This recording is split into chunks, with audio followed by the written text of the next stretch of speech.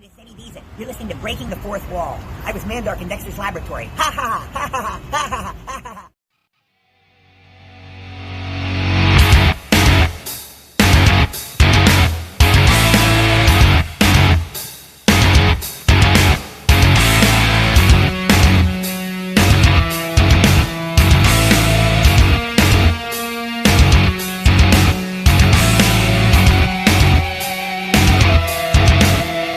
Hey, what's up, guys? Christopher Stolle back for another Breaking the Fourth Wall interview show.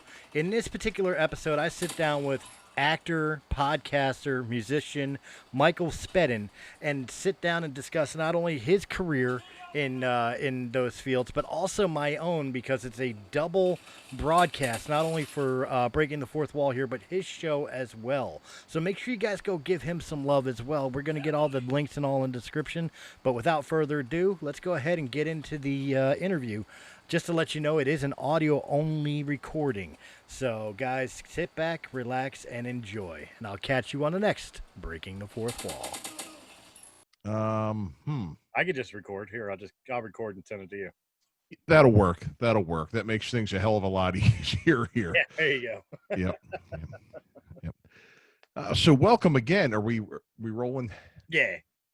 So welcome again to Foul Players Radio. I'm here with Chris Stolle tonight. Chris, welcome to the show. Well, thank you. Thank you very much. So you're a guy like me who's into all kinds of different things here, and how the hell we find time to do anything? I guess being in quarantine kind of helps, but you're involved with several podcasts. You've also been involved with wrestling. You've been a singer in a band, and you've been around for quite a bit, just like I have. Doing bands, acting, podcasting. It's quite the life, isn't it? I've never done the acting thing, but like you, I've earned every line on this space. Yep, exactly. Same with me here. So tell us about your podcasts. You are involved with a couple of them, and I've gotten to know you over the last couple of weeks since we've met Steve Joyner and kind of been networking together here. Right, which is kind of what I do the best here. Mm-hmm. Networking. I'm a terrible podcaster, but I'm a decent networker. Well, hey. No, I have a podcast. My main podcast is Breaking the Fourth Wall. Okay. Which has two iterations. One is the interview shows where I'll sit down and I'll do one-on-one interviews with special people like yourself. Mm-hmm. And then I've also got our weekly show, which is more towards the entertainment and comedy side of terrestrial radio type deal. So think along the veins of people like Howard Stern, Bob and Tom. Sure. Steve. That's kind of the weekly show. And, you'll be the first, you'll get the exclusive that we're actually toying with the idea of a daily show. Wow. It's nothing confirmed yet, but we are toying with the idea of a daily show. So there may be another podcast coming. Wonderful. Well, that's great. That's great though. I was, a guest of yours the other day. We sat down and we talked about all kinds of things the other day with Don Smith and Jim, the podcast Sherpa. That was a lot of fun. The Coast to Coast Power Hour. Yeah, absolutely. And getting a chance to talk to some other podcasters and see what they're like, and getting their perspective on doing their shows and some of the things they like to talk about.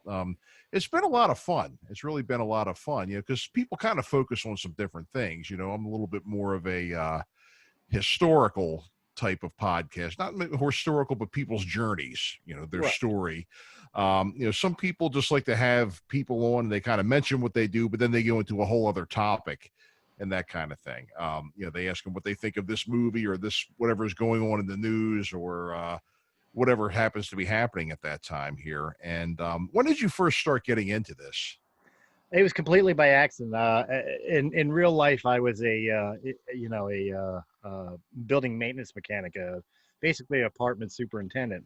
Mm-hmm. And just for background noise and while working in an empty apartment, turning it over, getting ready for new tenants or whatever, I started discovering things like Collider's Movie Talk and Jedi Council, and listen to them bitch about movies.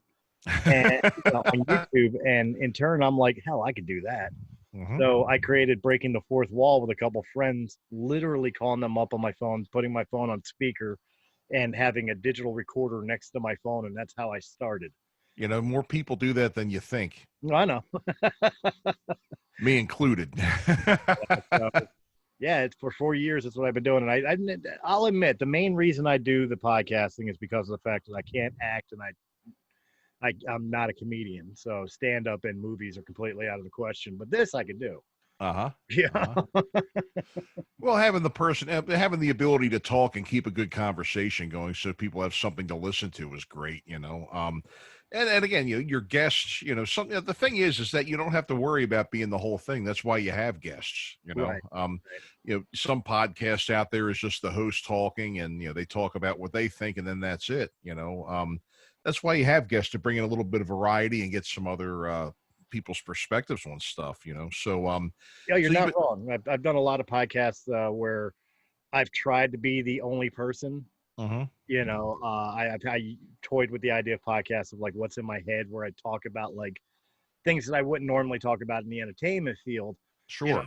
But just be myself, and I find myself boring.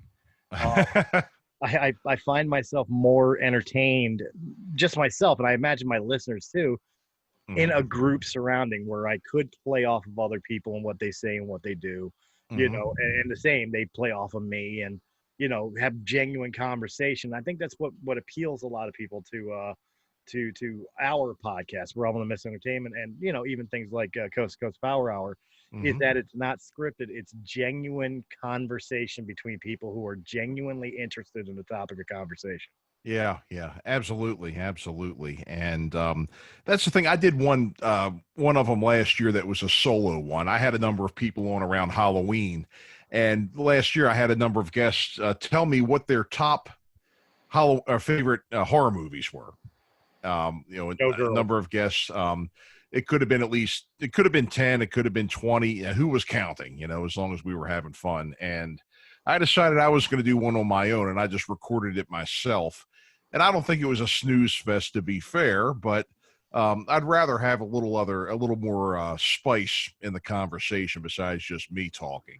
Right. Because sometimes when you get talking, you feel, just by yourself, you feel a little bit stupid after a while, and you wonder what the hell you're doing. But it ended up being, I had some really good times doing that last year. Some people really had some good ones, and some ones I never heard of, and some ones they ended up turning me on to, which was great. You're not wrong. I've done a couple of them. One of the ones I always ran into trying to do the solo one is I'd go into this epic rant about something, and I wanted to get it off my chest. So I'd go and I talk and I talk and I talk, and I finally take a breath because I got the point out and I felt good about myself. I said, that's a good half-hour video. I look at the timer of the recorder and I'm 7 minutes and 30 seconds. I said, shit. That's the truth too. Have you ever had somebody come on your show that just, no matter what you did, you do that, that they're an interesting person from knowing them, but you just cannot get them to talk to save your life? Knock wood, so far I have not had the issue. In fact, I've had the exact opposite issue, and this is not a bad thing at all. But I've actually had the exact opposite issue where sometimes I tell them, like on my interview shows, I want to have like I want to keep it within a half hour, 45 minutes. And 2.5 hours later, they're still going. Oh yeah. I've had that too. I've had the good fortune of having other people go on and on and on. I've had some really ones where I've really hit it off with the person. But I've had a couple of them where it wasn't like the person had a bad attitude or anything, or just didn't want to do it or didn't want to be there. But it's like you're talking to them and you ask a question and there's a lot to the answer, but they're just like, yeah. No, I've never had an issue with somebody that I couldn't get them to speak. I can say, however, that I've had a couple where I wondered how truthful they were. Oh, that's true. Okay, I could see that. I've had some problems, I guess, not so much getting them to speak, but getting them to elaborate. It's kind of like, and then. Yeah, it's never easy. But and that was on a podcast that I'm not doing anymore either. But I had somebody come in and I was just like, good Lord, what do I got to do to get something out of this guy? He comes in with this big list of things he wanted to talk about. He's like, yeah. Well, I mean, I guess to be fair, to kind of play off of what you're talking about here, when Realm of the Mist was first initially launched as a network, where Uh-huh. I was producing and helping to launch other podcasts, Mhm. helping people build their dreams of podcasting. There were a couple people I did, that were supposed to be hosting their own shows that Mhm. I would co-host on, and I would have to coax them, like I'd had to handhold them out of their shell to host Right, their right, own right. shows. So I guess in a sense I've had that experience in that way, but Mhm. not when I do my interviews. With my interviews, I don't have an issue with getting somebody to really open up and want to have the conversation. Right, right, right, right. How about so tell us a bit here. You've got a background in wrestling. Yeah, it was an accident. Oh, it was, huh? That was a 20-year accident. A Uh, 20-year accident, huh? the long story short is me and my buddies used to go out and do what they told you not to do at home, the backyard wrestling stuff. And by the way, kids, don't try this at home. This is not how you get into pro wrestling. I got it. Um, my friends heard about a wrestling convention coming to town, and they got this bright idea in their head of let's make a tape of us doing our backyard wrestling and hand it out like a demo at the convention because they figured that was the way to get into the WWE. And one of my buddies turned around and he wanted to wrestle me on the video, and I said, "Are you freaking retarded?" Yeah, at the time I was concentrating on music. That was what I dreamt to do. I did the backyarding thing for fun with my buddies. Uh-huh. Right, right, I right. didn't really have an aspiration of being a pro wrestler. Mhm. Well, a 12 pack of beer and a lot of begging later, I agreed to do the match. I figured at the end of the day, it's like I'm never going to meet these people. What do I care if I'm the butt of their jokes? Mhm. And so I went and we did the thing. They did the tape and they took it to the convention. I never thought of it again until I got a letter from the Grand Wrestling Alliance out of Philadelphia that stated, after viewing your dark tape, we came to the three following conclusions. One, you have personalities and talents that can be molded to current storylines. Two, you have raw in-ring abilities that can be shaped into active performances. Three, you guys are effing nuts. And I got recruited into professional wrestling. Wow, wow. I guess just when you least expect it, you end up getting a break, huh? You end up getting a break. To this, And to this day, I had to thank my buddy for the 12 pack of beer and the begging. he knew he saw it in you all those years. He just had to bring it out of you. And it No, took a he just 12 wanted. No, he just wanted somebody that was as small as he was to fight. He didn't want to fight one of our fatter friends. Yeah. He had a fighting chance against me. I remember watching those backyard wrestling videos marketed, advertised for on television. Mm-hmm. And it's like, some of these guys, it's just like, I'm sure in a professional arena, you've got padding and you've got, some things that are going to give. I mean, I'm sure, some of that stuff's got to hurt, or maybe not. But they've got padding and all that on them. Man, I've been lied to. oh, really? Maybe not. Let me explain a typical professional wrestling ring for people listening, because it's always bothered me. I know in this day and age, like, kayfabe is dead, so Right. everybody knows the inner workings of pro wrestling. But the one thing they've always argued is that the ring is like falling on a mattress or a trampoline. Mm-hmm. Bullshit. Really? Okay. The ring is usually 16 to 18 feet by 16 to 18 feet. Depends. Mm-hmm. Some people have 18-foot by rings. Some people have 16-foot by rings. Okay. With about 12 steel garters that go from, side to side. Okay. Then you either put down like 1.5-inch plywood boards or 1x12 boards Mm-hmm. across that. Then you Oh. get 1/8 of an inch of carpet padding, Okay. and then the canvas. And Oh, wow. And then the wire, or the ropes themselves, are actually cable wrapped in a garden hose and then wrapped with electrical tape. Oh, wow. Is that And right? this is supposed to be the trampoline. Oh, wow. Well, I guess I heard wrong on that here. Oh, yeah. Jeez, Always drove me nuts with that. The thing is that the best way I can describe professional wrestlers Mhm. in reality is I very much call them athletes, where a lot of people may not. Yeah, As yeah. oh, it's not real. You guys pull your punches. It's choreographed. You know the outcome of the winner. You're right, but at the same time, you can't fool gravity. We're Oh, stunt, yeah, yeah. we're stuntmen. We know how to pull the moves that could kill somebody, but we Mhm. also know how to land to protect our head and our tailbones and stuff like that. Yeah, yeah. It's live action stunt work. Sure, sure. Yeah, that's a good way to describe it. So, it is. I mean, you're not playing a game for points, I guess, but you're playing a game as to being able to land safely and put on a good show that way. And it's I'm sure there's a lot of gymnastics involved in it, and lots of things, lots of things, and you have to be training. I'm sure you've got to be in somewhat decent shape. I mean, even some of the heavier guys to be able to do that stuff. I've known wrestlers that were 250, 300 pounds. Like they were big blubber dudes Hmm. that could go on a ring and do a the top rope and do a 450 splash. Of course, my Jeez. skinny ass wasn't laying there to take that move. But and you just sit there amazed. It's like, God, how do you get that much athleticism being that heavy? Since I retired from wrestling, I've put on like 40 pounds, Oh, wow. and I feel my body scream at me for it.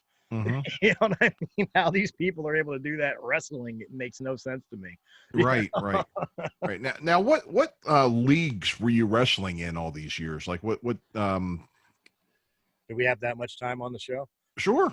No, I've wrestled everywhere from New Jersey to Colorado and from New York to Florida, Okay, and all okay. points in between. I mean, I guess some places of note. I've done 3 dark matches for ECW.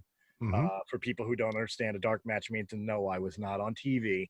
I was I was entertainment fodder for the beginning of the show before they started recording. Oh, sure. Okay. In other words, I was a local boy they picked up and beat the shit out of just to entertain you people that paid the Hmm. tickets and were waiting for the actual show to begin. Um, I've wrestled for Pennsylvania Wrestling Alliance, Bad Boys of Wrestling out of Kansas. I've wrestled for Rocky Mountain Championship Wrestling and Mile High Pro Wrestling out of Colorado. Uh, Okay. I've wrestled. I can't remember the name of the federation. If my buddy Ron Starr was around, he'd be able to tell you. But Hmm. it was a federation out of Maryland, and they actually owned the WrestleMania 3 ring. They bought the actual ring from WrestleMania 3. Is that right? So Was that was a kind of a cool highlight to wrestle in the ring that Hogan slammed Andre in. Oh, wow, wow. Was it Maryland Championship Wrestling? Is that what it was called? It Maybe. might have been. It might Yeah. have been so many years. It was back during the beginning of my career, so I definitely want to say somewhere around like 98.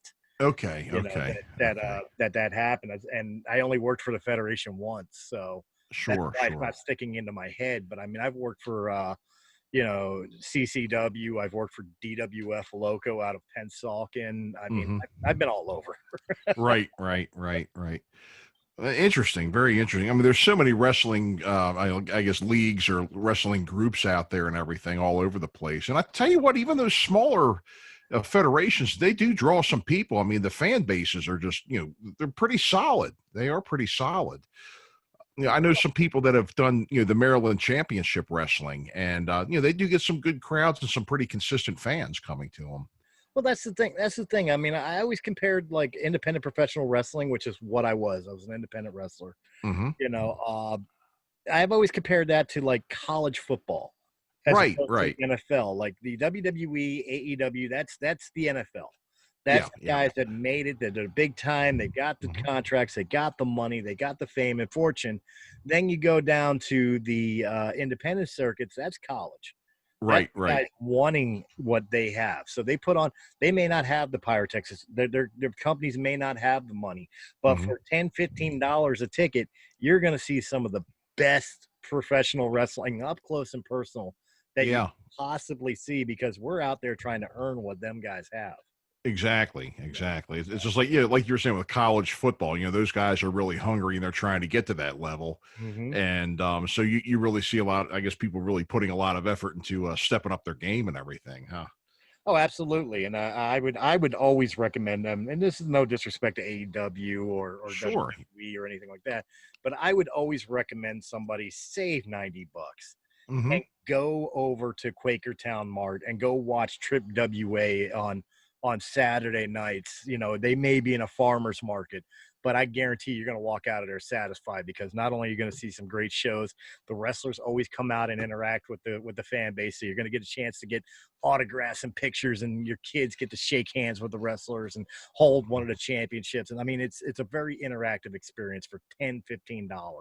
And Right, that's not, right. that's not just, you know, Quakertown and Triple WA. That's pretty much any independent circuit you could think of. Yeah. And it seems in recent years, it's really been making a comeback in popularity. A lot more people have really been getting into it. I mean, I guess everything kind of goes in leaps and bounds and peaks and valleys and everything, but it seems like it's really having an upswing of popularity from a lot of people I've spoken to. Oh, absolutely. Just like everything else in this world, pro wrestling has its, you know, its ebbs and flows. Yeah, yeah. You know, Hogan's era brought it into the mainstream, and then it kind of died out until the Attitude Era, you Mhm, know, and then that kind of died out into the PG era that we're in now, you mhm. know, and I mean, it's kind of getting ready to make its transition again. And then especially after this COVID thing ends out and people Right. get Yeah. back to putting on shows, I mean, I guarantee it's going to explode, because Well, everybody that's still active in the scene is chomping at the bit to get a show out. I'm sure it will. I'm sure it will. I really think that things are going to come roaring back with a vengeance. You know, all entertainment when the COVID thing is over, when we're able to definitely know that we have a vaccine and we can prevent this thing from spreading, and it's safe to kind of gather again. Right. I mean, personally, this year I kind of took a beating too, because I have a murder mystery company, and we perform on trains, dinner trains and boats. Oh, And you really do those things where like the actor's sitting there with the people eating, and then all of a sudden the lights go out, and when the lights come back on, the actor's laying with his face in the plate with a knife in his back. And you got to well, figure out who did it. similar, Oh, similar. nice. It doesn't always happen that way, but yeah, it's a story. We do a story. Several acts or several scenes, and there's a murder. It's usually something absurd, like a tennis racket through the head or something like that. Then we have to figure out who did it. And the mystery part. That's the mystery part of it. And yeah, we were having regular shows. I was able to employ 20 actors last year doing it. And then this year it's been nothing, just because of COVID. Because the thing is, it's like, the venues we do these in are like moving petri dishes. They're so small. Everybody's like crammed together, and it would just be so risky to have all those people in there watching. It's even really difficult to social distance in those things too. And then plus, the actors can't have masks on, if the train's going clackety clack down the tracks, it's hard enough to hear anyhow. Let alone with masks over your face, kind of muffling your voice and stuff, I'll So, tell you what, the only entertainer I think that is benefiting from COVID and the masks and being able to yeah. put on a show, I would think they'd be able to put on a show and it would actually benefit their show, is ventriloquists. Oh, yeah, yeah, yeah. Mhm.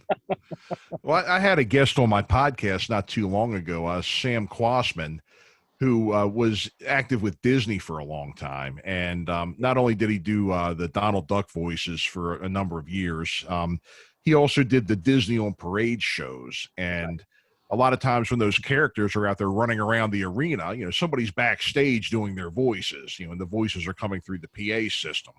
And I mean, that's a pretty safe way to do it, I would think.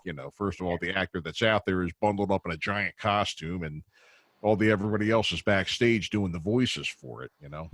But it's amazing how if people can kind of really grow through these wrestling federations, and there's it seems like there's lots of opportunities for growth and to kind of move up to the next level. When I was a young man, there was I started out playing in bands too, and I'll get into your bands and talking about that in a little bit here. But That's right. We'll torture each other. yeah, a friend, a friend of mine, a couple friends of mine had a band, and a fellow by the name of Brian Knighton was their manager. He was a guy about our age, and he ended up being Axel Rotten. Oh, And wow. yeah, and he's a Baltimore boy. He was a Baltimore boy, and I've met Axel, but I never knew his real name. yeah, yeah. And I met him. I knew him for a number of years, and then I kind of lost touch with him.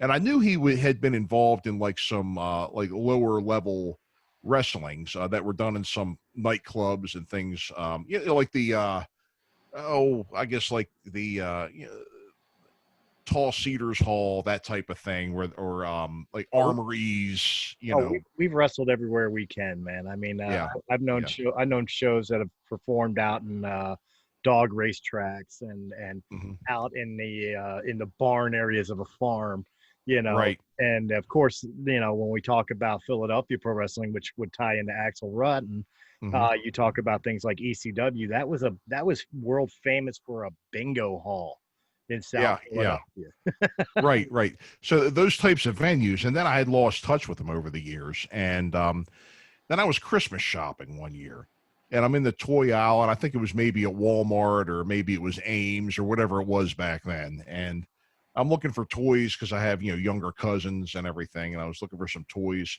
And I happened to look up, and I was like, Axel Rotten, a figure. Brian has a figure. Oh my God, I hadn't seen him in years. And I called, my buddies up. I was like, did you see that Brian has a doll?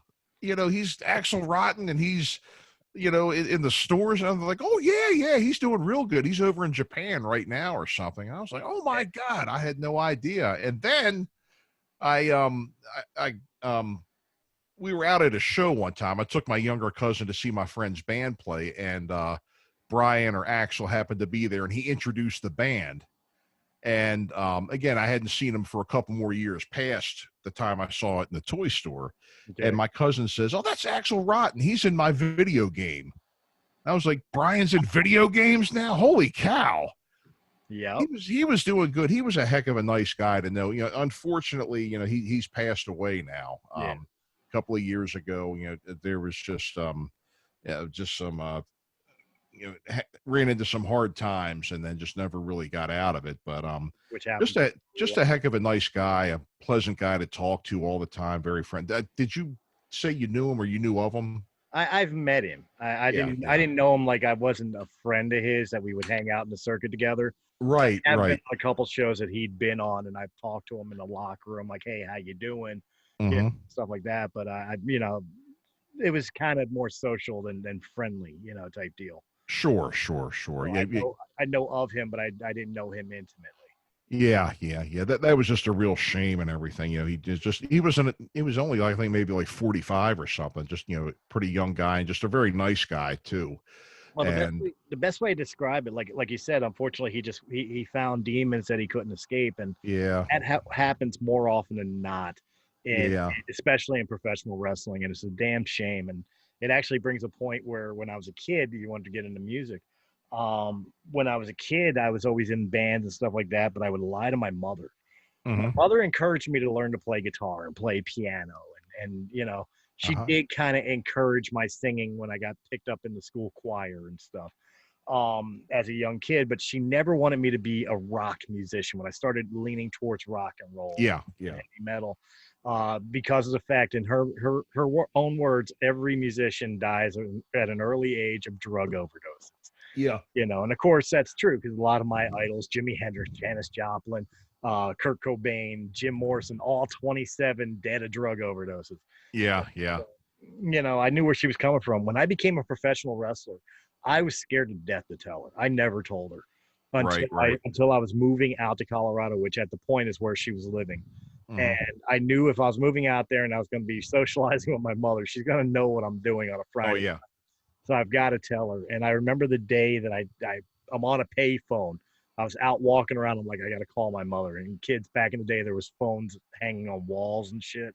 Yeah. Put money in and make a phone call before Mm-hmm. cell phones. I'm an old man. So I finally, I got to work up the courage, and it was literally at the corner of Cotman and Castor Avenues in Northeast Mm-hmm. Philly that I picked up the payphone. Actually, I went into the corner store next to the payphone to get a calling card, because I knew I was calling long distance, and went to the payphone and called my mother.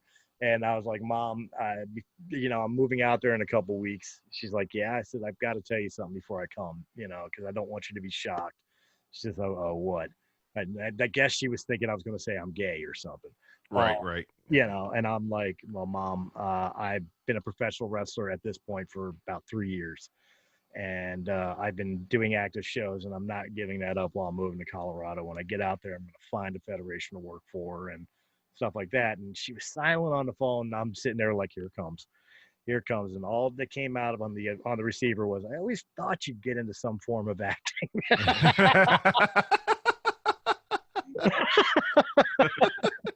Completely the opposite expression that I expected to hear from my mother, because she hates musicians for drug overdoses. Oh yeah, yeah. Pro wrestlers, steroids, champagne, and painkillers. Like, come on, you really? right. Yeah, I know. That's the truth. With all those things, definitely. If I've heard from a lot of people that were actually in the business that the Mickey Rourke movie was very accurate. It is, and you know what's funny is I wouldn't even say it's accurate in the sense of like the drug use, although the drug use is very accurate. But especially when you look at a lot of the older wrestlers that have been on the top and they come back down. Yeah. Rourke's depression was very real. Yeah. You know, and I've known a lot of guys in the business, whether they've made it to the E and back or whatever. I've known a lot of guys that after a couple of years, like it really takes its toll on you mentally too. It's probably one of the reasons why I walked away while I still had some of the, marbles still in the bag. Sure. Yeah. I can totally understand what you mean about the about the parents and the musician thing. Having been a musician myself, and getting my start in playing music in the 80s, with the long hair, the hair bands and stuff that I was in, and then I kind of got into a band that was more like the Cult in the 90s. Okay. Sort of a different sound. But my parents were from the Twilight Zone 60s. They weren't from the Woodstock 60s, if you know what I mean. They were the Leave It to Beaver. Yeah, the more the more clean cut 60s. They thought the Beatles looked like the most disheveled people they'd ever seen in their life when they were out in 64, let alone what happened, as they got older or farther down the line. And two, where I was from, the 60s, drugs got into the neighborhood. A lot of people that got into the hippie lifestyle, a lot of them didn't make it out. And there were a lot of people with problems in our area. Right. That my parents saw that, and they were concerned that I was going to throw away my education and, make bad choices and get into that. But I did. I ended up finishing my education and having something to fall back on, as well as, being able to play music and stuff like that. You were the smart one. Right. Well, I guess so. You could call me that, I guess. But a lot of parents have those concerns, and the thing is that, yes, when I was playing in bands and I stayed after hours, after some of these shows, I saw cocaine lines the size of the 50-yard line, at, or the length of the foul line at Camden Yards. I saw a lot of those things going on, and I saw a lot of people die from that stuff too. Oh, it's such a different world, isn't it? It is. It really is. When you're on stage, it's such a different world. Like, a lot of people don't understand it. And I'm sorry, these hip hop artists, you'll never understand it. You'll never understand being a nobody playing clubs, and you just hit that right mark with the right group of people, like I did with my last band, Just Losing Purity. We were at this one bar, and we were one of three bands that were on, but we were kind of quote unquote the headliners. Right. And I say quote unquote because we were the third band on, but we weren't the most known band there. Yeah. And the people, we just put on a performance that the people absolutely loved. Now, at the time, my future ex-wife was there at the show. I say future ex-wife because we were intending to get married back then. She's my ex now. While she's sleeping in the back and all that, I'm doing the show because she didn't really care about my music. I get off the stage and I've got this biker chick in Colorado. I got this biker chick coming out of nowhere begging me to kiss her, and her biker boyfriend ready to kick my ass if I don't. While I'm sitting there trying to tell him I'm engaged. That's my girlfriend. Really. It is such a weird world to be a musician. It is. I can tell you some great stories too. Some silly stories and some pretty damn grim ones, from what I've seen, and going on the road and stuff like that, because we would play, mostly at Baltimore, DC was our corridor. But then we would get up to New Jersey and we would do New York, Virginia from time to time, kind of get into those. We went down to Florida once. And man, did we travel like a bunch of hobos back then too? Oh, yeah. I'm surprised I didn't kill a whole bunch of friends of carbon monoxide poisoning because we would ride in the back of a rider truck whenever we went somewhere, you know. There's just a big box there was a hatch that would, I guess we would keep the hatch open, that led to the, up to the driver's compartment. But we would make sure that, good Lord, if we went through the Lincoln Tunnel and they pulled us over and they saw that, they would probably think we were smuggling, people or trafficking or something like that, You're muling for the cartel. But that was our road trip whenever we would go from Baltimore and come up and play CBGBs or something like that. That was our entourage. That's how they got up there. I'll tell you what, pro wrestling's no different too, because as you're describing the rider truck, I'm thinking about freezing my ass end off with my manager at the time in the back of a pickup truck that is dragging the wrestling ring from Denver, Colorado down to Pueblo in the middle of winter. And me, my manager, and like 3 other people are all huddled together in the bed of an F-150. Yeah. Tarps over us, trying to keep us warm going down the highway to Pueblo to do a show. So it's not too different. I'm sorry, go ahead. Yeah, so it was kind of like John Candy and Steve Martin in Planes, Trains, and Automobiles in the back of that pickup when they were going from to the people train. That's the hog train, Yeah, absolutely. As a matter of fact, there's probably been a couple times where somebody may have mistaken butt cheeks for pillows, just like that. Yeah. Oh, yeah. Sleeping in crapo hotels, a bunch of us crammed into a bed. We really lived that life back then. Thank God it wasn't like a continuous tour. It was just like, like a weekend with maybe 2 towns or something like that. But that was enough, though. Right. It was enough. It was enough to get a taste of it. But truthfully, a lot of these bands that were big back then are kind of doing what I call the senior circuit now, the festivals in the summer.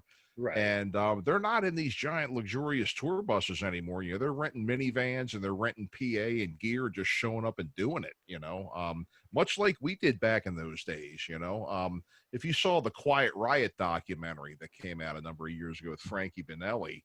Right. Yeah, that's kind of how they were doing it, but there was just so many. What era were you playing in? I was the 90s. Okay. Well, technically, I'm still doing it. Right. Because I still write. I'm actually doing a solo album that I'm hoping to have done by Christmas. Okay. And I'm toying with Industrial Age, but when I first started really getting out of the garage and trying to perform, I'd say it was 93, 94 is when I started. Okay. Right.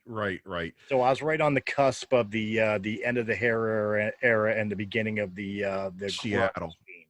Yeah. Bingo. Okay. So that's the time frame I'm talking about here, because I started out in really playing out around 86, 87. And then I kind of went on until about 94 is when I stopped for the first time. So I was in that range as well. Right. And the thing that you really mentioned that's really funny was that you're absolutely right, because I got a great story if you want to hear it about the end of the LA era going into the Seattle. Actually, nobody really knew what was next after that. So right. And I'm sure you probably saw these guys too. We were sitting in a bar one night. We were getting ready to play, and this guy comes in. He was about 5'2", but probably about 6'3" with his hair, and he had like the Seinfeld puffy shirt on, open. He had the spandex. He had the leather belt with the handcuffs. I think I did all that shit. Yep, and his girlfriend was with him, pretty much dressed the same except she had a skirt. Okay. And so he comes over to us at the bar, and he goes, "Hey, dudes, you guys like in a band?" And we're like, "Yeah." And he goes, "Well, I've been in lots of bands, and I've played here, and I've played there. And you know what? I'm from L.A." And his girlfriend looks at him. She goes, "You are not. You're from Pittsburgh." He goes, and he goes, "Yeah, well, look at me. I should be from L.A." Even back then, we had posers. Oh yeah, big time. And how about you? I got to hear. I'm sure you've got plenty of band stories. I remember getting my ass chewed out one time at a bar that I wasn't performing at. It was a local bar. I was hanging out with another musician buddy. Right. We were just talking shop. My band, Disillusion Purity, and his band, which I can't remember, it was a Kiss cover band. And we're just talking shop, and this old head dude comes over and he just starts chewing us out and shit about that we don't understand what it's like to be in the music business. I understand. I'm in my 30s at the time. Right. You know what I mean? And I've been in and out of bands since I was 13 years old. I'm not saying I'm an expert in any way, shape, or form, but it's like I've kind of gotten it down by now. And I understand that just because I don't have a record deal doesn't mean I'm not a musician. Or in some semblance of success, because I learned a long time ago from pro wrestling and from music, the level of success doesn't matter. The success is you went out and did it. Right. You know what I mean? And so this guy's giving me so much shit about it and everything else. And I'm like, well, who the hell are you? And, and what was funny is it turns out he was the drummer from fucking Maroon 5. To which I still said, who the hell are you? Right. I didn't listen to Maroon 5, but I just thought it was funny because it reminded me of back in the day. I was in a band out here in Philadelphia. I was in a band called No Remorse. Okay. And my wife now currently remembers it. She remembers going to, a Bennigan's and seeing me perform. Bennigan's, huh? Me. And I did a battle of the bands against a band. There was a whole bunch of different bands, but one of the bands that most people will recognize out of Allentown. And they had just gotten off the stage, and the lead singer walked past me, and I was like, dude, nice set. And they're like, let's see if you could do better. We whooped their ass and won the battle of the bands. Later on, though, my band broke up, and that band went on to be Live. Oh, wow. Yeah. So I guess he kind of won in the long run, but I still gave him a little humility that night. Right. Yeah, there was a number of bands that used to drive me nuts. Not that they weren't good, but the problem was that in Baltimore there was like the Cadillac of nightclubs was called Hammerjacks. It was a really, really big club. It was like a concert hall, actually, with a bar on the other side. Okay. And that was where the big bands came to play. The ones that weren't quite doing arenas, Cheap Trick would play there. And at the time, Deep Purple. And they were like the bigger club level bands, Kicks, that kind of thing. And then there were some other clubs out there that weren't quite the same size, but they were just like maybe AAA baseball. Hammerjacks was the major leagues. This was like AAA, and we would have a show lined up. We're like, all right, man, we have a Friday night at this room, and then crap, man, Skin and Bones is coming down from New York and playing Hammerjacks. There goes all the girls. There they go. Because there was a couple of bands like Tommy and the Love Tribe and Skin and Bones. I don't know if you remember them from that time, but they were regional bands. Sounds familiar, yeah. Yeah, they were hair. They were definitely hair bands. They were kind of. Not that I have anything against hair. I love hair bands. In fact, I've had a conversation with Mike Peacock, who does a music podcast, a heavy metal podcast out of Seattle. Okay. I did a show with him, and I had a full-on conversation about, like, it doesn't matter what style of music you're into, especially in modern times of metal. We all have that hair band song that we will not turn the channel on. Oh, that's right. You're right about that. You're absolutely right about that. Yeah. You definitely said it. And the thing is too, is like good is good as well. Whether depending on what, doesn't really matter what style it is. Good is good. And as long as it's good, people are going to listen. If it sucks, you could be the biggest music snob and have the highest opinion of yourself, but if you suck, you suck. Or if you can't write, you can't write, and that's really what it comes down to. But the world I came from, to give you an example, the world I came from when I was growing up, my grandmother and my mother were the ones that were mainly my influence into music. Okay. And when I say mainly influence, is like I grew up listening to Glenn Miller in the 50s and 60s. So I was listening to like the Everly Brothers and Elvis Presley and the Beach Boys and stuff. So I was already getting a taste of, as I'm learning music, I'm already getting a taste of like the classics, the old right. golden age. And then, when I was in the 4th grade and my arm got shattered in a fight, you know, and I'm spending Wow. time in fraction, you know, in traction and then in a cast and everything else. My Mhm. family decided to, because I couldn't do much that summer when I got out of the hospital, to get cable, and I Okay. discovered MTV. Oh boy, yeah. And the first thing, I remember to this day, and it was that, you know, after watching this music video was literally the first time I saw this band, Mhm. first time I saw this video because it was premiering, and at the end of that video, I knew what I wanted to do with the rest of my life. And Wow. to the point that I even performed the song at a school talent show the following year. And that song was "Born to Be My Baby" by Bon Jovi. Oh yeah, yeah. Yep. I remember that song. I remember that song. I saw them God, I saw them with Rat down in DC around that time. And then I saw them a couple years later with Skid Row at the it was called the Capitol Center. It was the arena down in the DC area. And God, I remember that. If I had stubs of all the concerts I went to too, you see a lot of people posting pictures of the ticket stubs they had back then. I had some great ones too over the years. I wish I still had them. I might still have them somewhere packed away, but One of the all-time best concerts I ever been to was 1994 at the Sony Blockbuster Music Center in Camden, New Jersey, which is now mhm. the Camden Waterfront Center or something. I don't know. They changed the name every other. Is it the BB&T Pavilion? Yeah, the BB&T I've Pavilion. been there. Yeah, I saw Deep Purple there. Judas Priest like 2 years ago. Yeah. In 1994, I went and saw Nine Inch Nails and David Bowie. Is that right? Oh my God, that was the greatest show I've ever been to. To this day, I still compare it to that. And Wow. I've been to Ozfests and I've been to Pink Floyd, but Hmm. there's something magical about that show. Right, right, right. I hear you. You know, I understand what you mean about that because there's been a number of concerts that have really just stuck out to me as like, you know, the ones that were just I feel are the greatest ones I've ever been to, you Right. know.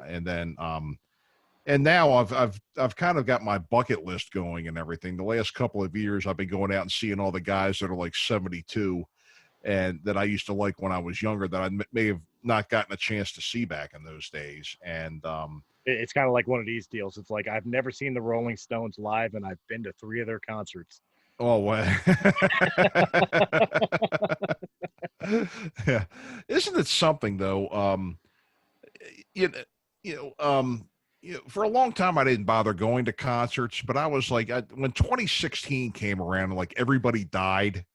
Yeah. You know, Oh, God. it was like You, every day somebody I loved growing up died. And I was like, shit, you know what? I better take a look and see who is you're not st- wrong. 2016 was bad. yes it was. Come Yes it was. actors and musicians and like everybody was just dropping like two, Yeah. 3 a day. I remember being one of those people on social media talking about like, dude, we ride if fucking Betty White goes. Oh yeah. You Oh yeah. know? Well, that was the thing too, was that I was like then I was thinking for a second there, maybe that was the rapture and we're all going to hell. Those are the ones that got through to heaven, you know, or and here something like that. and here we are in 2020. Yes. Yeah. Hey, you know, that makes sense. There we go. There There it is. we go. Yeah, Jesus. that was a hell of a year. So I started getting into just catching up on bands, you know, maybe seeing some one more time or seeing some for the first time that I never saw, and you know they're all older and stuff, and really seeing some great shows, and you know being able to catch up and stuff like that. So you know, so the Nine Inch Nails and Bowie was one of your favorite ones. What are some other ones you really enjoyed? Well, another one that comes to mind was the last show I went to. Is I went to go see Ozzy during his No More Tours tour. Okay, What made it extra special is my 23-year-old son bought me the tickets. is that right? Is And that what makes it right? even more special is my girl, my wife, had never been to a rock show, so I was able to get her a ticket as well. So Ooh, it's literally her first rock show, and it's the first show my son and I go see together. You know, and we show up, and Stone Sour was on stage when we showed up, and it's like, okay, they were cool, you know, yeah. everything else. But Ozzy, even at 70 years old, 69 years old, whatever at the time, man, he's still rocking it out. And then finally Hmm. having Zach Wild back in the band, and he's walking through the crowd pulling solos and shit. I mean, literally walking through the crowd, and you're just sitting there in awe. Hmm. It's like, dude, how can anybody ever not like Ozzy? Yeah, yeah. I Yeah, saw him with Randy Rhoads actually, right before Randy Rhoads was killed. oh, lucky you. Yeah, yeah. Well, nobody knew, but then, yeah, it was right before it happened. It was like within a week or something. I know how you feel. I've seen Metallica. I'm one of the few blessed that got to see Metallica with Cliff still. Yeah, yeah. So I I didn't definitely see get where you're them. coming from. Yeah, I saw them with Cliff too. They played at a club. It was a teen show in like '83 or '84. It was Metallica, Wasp, and Armored Saint. Holy Um, shit! What a great lineup that is. yeah, yeah, yeah. That was in Maryland. It was at a place called the Network, which is now a been torn down, and it's a CVS.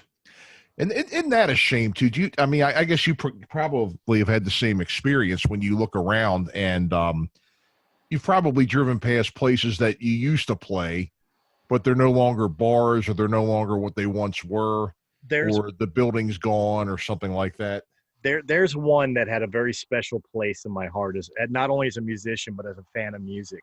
Hmm.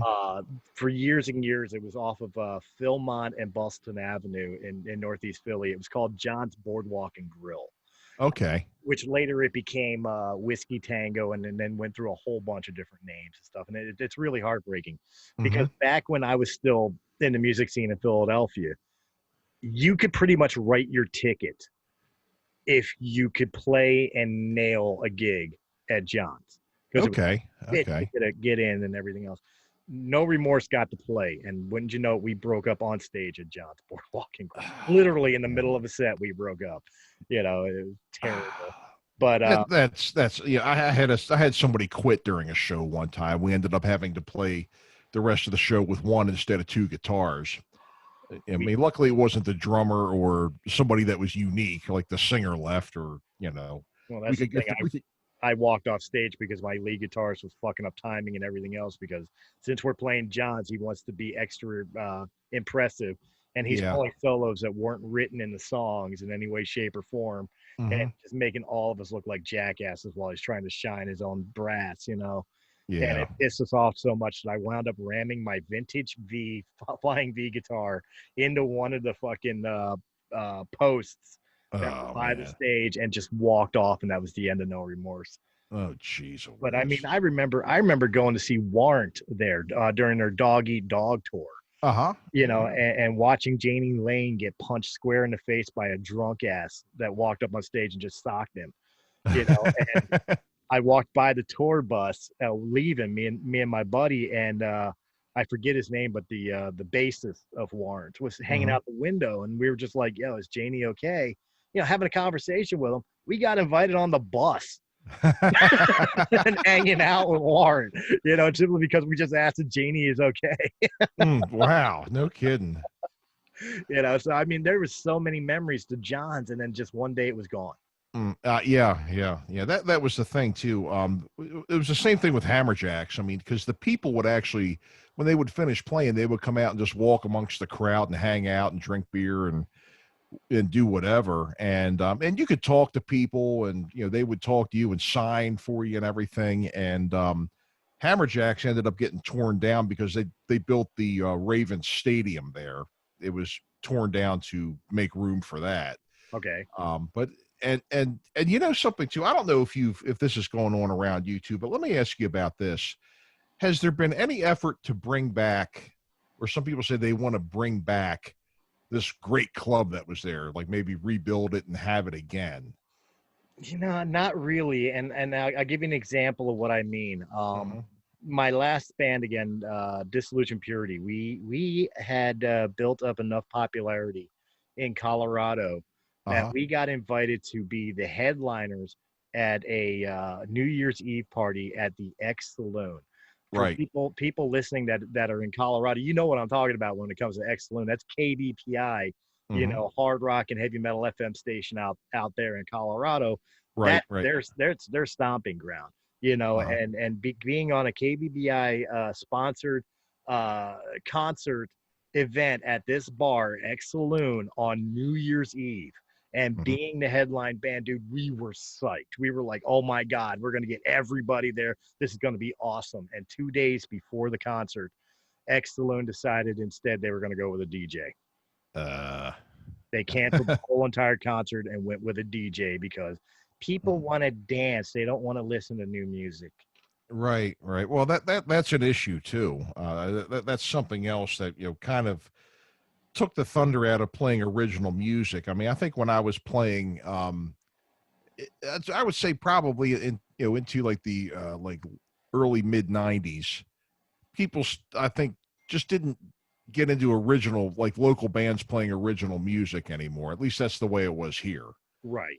People in the '80s, a band, local bands would get up and play.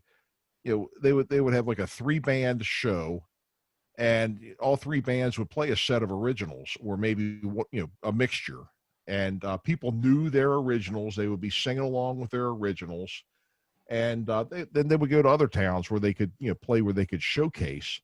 But then after a while, people just stopped giving a crap. And do you remember too, back then, before there was Facebook and before there was like all this online places where you can invite, if you wanted people to come to your show, you went to that club and handed out flyers. Oh yeah, not just the club. You went to concerts. You waited for the line to queue up for people to go see fucking Aerosmith. Yeah, You just started handing out demos and flyers. Oh yeah, yeah. Just walking that line. Here you go, Right. check this out. Here you go, check this out. You just stand there when the concert let out and hand things out to people too. Yeah, we used to do all those things, and it was kind of strange because I played until '94. Okay. And then I took a break until '05 because I hadn't finished my degree. I wanted to get myself really set in a job where I could, have a career, finish my bachelor's, and have some kind of stability in my life, because I was tired of making no money. I was tired of living like a pauper. I was tired of being almost qualified to really make a decent living. So I decided to just put things on hold and do that. And then I come back in 2005 and I felt like Rip Van Winkle because, and I still have the same act I had back, an acoustic act, a duo, and we sing comedy songs that are original. And nice. Kind of like Stephen Lynch. Right, that kind of thing. By the way, one of my all-time favorite comedians. Yeah. And so when I came back, we booked some shows. We were doing some open mics. We booked some shows. So I went out to some of these places where we were booked, and I'm handing out flyers, and people are like, what the hell is this? It's a flyer. We're playing. Read it. Oh, is this your band? Yes, we're playing here. See, that's me. That's Johnny. That's us. We're playing here on that stage. We're going to bring our guitars and play music. Yeah. Oh, okay. I'll tell you what, even in the modern days, though, there were some things that just make you feel better about it. Again, with Disillusion Purity, that was kind of during the modern era. And what helped, which I argue with Facebook all the time, as far as they claim they be very supportive of independent artists. Right.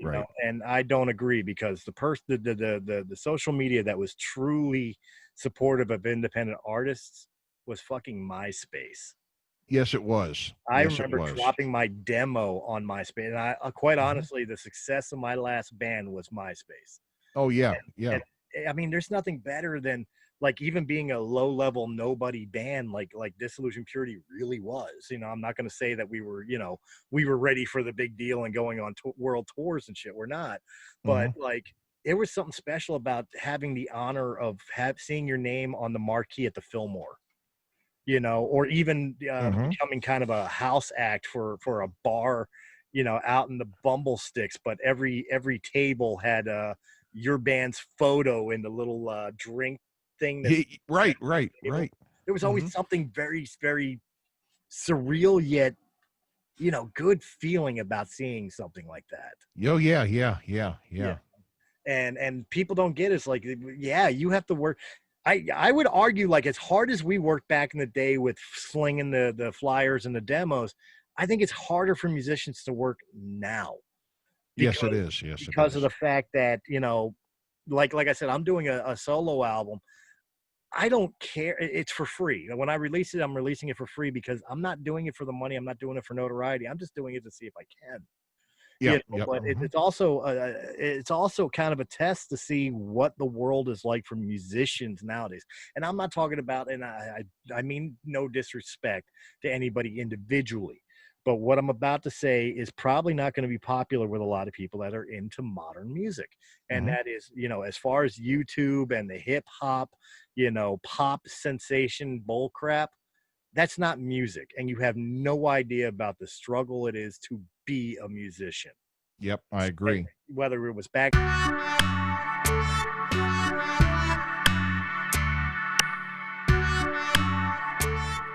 I'm Michael, the host of the semi-monthly podcast In a City Like Yours. Join me as I chat with interesting people with interesting life stories. You can listen to the podcast on all major podcast platforms, including Apple, Spotify, Stitcher, and TuneIn. You can follow us on Twitter at IACLYS Podcast, as well as on Facebook and Instagram at In a City Like Yours Podcast.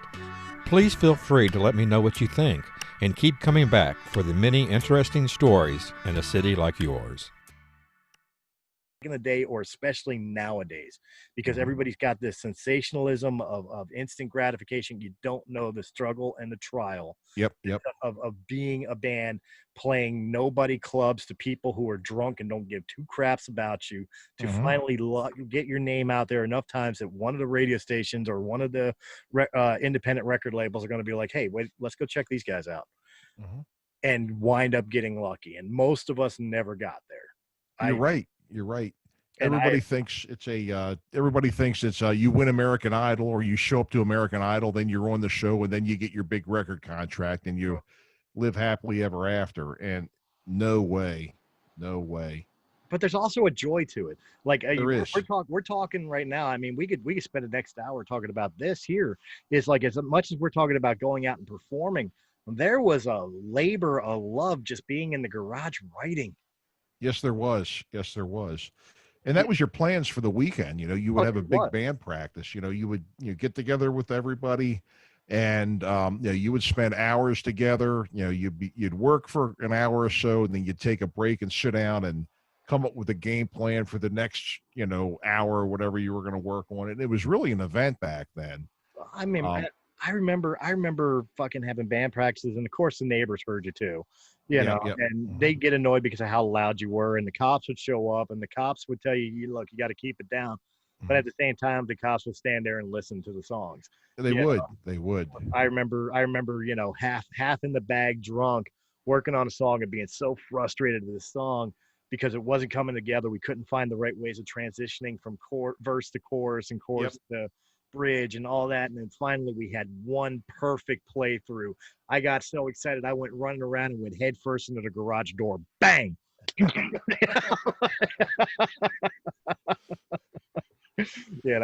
it's just like there was a pure joy, there was a pureness in working together with your bandmates, your friends, your brothers and sisters, and being able to create this epic thing, which I don't care what style of music you're doing, but like by the end of it, it's so epic and so creative, and you're just amazed by the fact that you and your friends just made this happen. Oh yeah, you're right. I agree. And I don't think there's enough people out there that appreciate that anymore. I know. Yeah, you're absolutely right about that. There really isn't. I know. Yeah, you hit it right on the head. You absolutely did. But it was such there, so many other things too back in those days. Just about getting the word out and stuff like that. I guess there were probably newspapers based on the music scene in Philly, as there were here. There were newspapers, but I think if you're talking back in the day, the biggest thing, at least in Philly, I'm sure it was probably this way in Baltimore too, the biggest thing that pushed independent bands, like unsigned, unknown bands back in the day, was the local record stores. Now, I'm not talking about wall-to-wall sounded video or anything like that. I'm talking like the hole-in-the-wall record castles. Yes, you're right. Record and tape traders was one that was here. Oh gosh, what else was it? There's a number of other ones out there that are still kind of hanging on. But you're right. You're right. It was that, and then we also had a station called 97 Underground that would play local metal down here. That was a station where you had to be it was kind of difficult to pick up outside of like a 10-mile radius. And it was on like Friday, Saturday, and Sunday nights to start. It would share the frequency with like a college radio station. Right. Okay. Yeah. Yeah. So it would share the frequency, and it would. So the college station was on until 8 o'clock or 7 o'clock at night. Then from 7 o'clock until 7 the next morning, 97 Underground was on. And they would play local people's music. They actually put out an album with, I think, 8 or 10 local bands on it. Oh, very nice. Yeah, back in those days. And then the more commercial rock stations started following suit. They would actually have, let me see, they would actually have like shows one was called Local Licks, one was called Noise in the Basement. And they would, like on a Sunday evening from 8 until 10, they would play local bands on there. And once in a while, like a bigger local band would make the regular play rotation there. So there was some support back then. I'm not really sure how it is now, since I don't really listen to terrestrial radio that much, anymore. I know it's gone kind of underground, and I don't mean to pat myself on the back here about this, but I kind of do that myself. Besides doing the podcasting thing, and in fact, this was before the podcasting, I had discovered internet radio. I had a buddy who started me off with, on a show that I still do, that's called Raise the Underground. Oh, okay. And when I first started Raise the Underground, it was for furiousradio.com.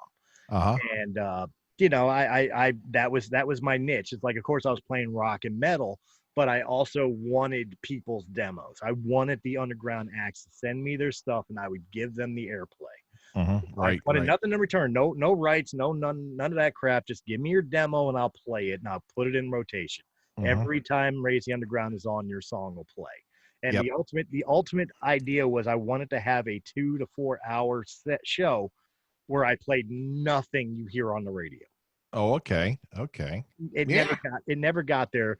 When Furious shut down, I wound up with radiocastfm.com. And at that point, I was already doing the podcasting too. So I was doing Raise the Underground on Monday nights and Breaking the Fourth Wall on Tuesday nights on Furious Radio. Oh, wow. And when that fell through, I stopped doing it for a while until an old pro wrestling promoter of mine from Colorado, who now is in Florida, started an internet radio program, a station called Blind Cafe Radio.net. And Blind Cafe, it primarily is for people with sight disabilities and stuff like that, because he had a degenerative eye condition.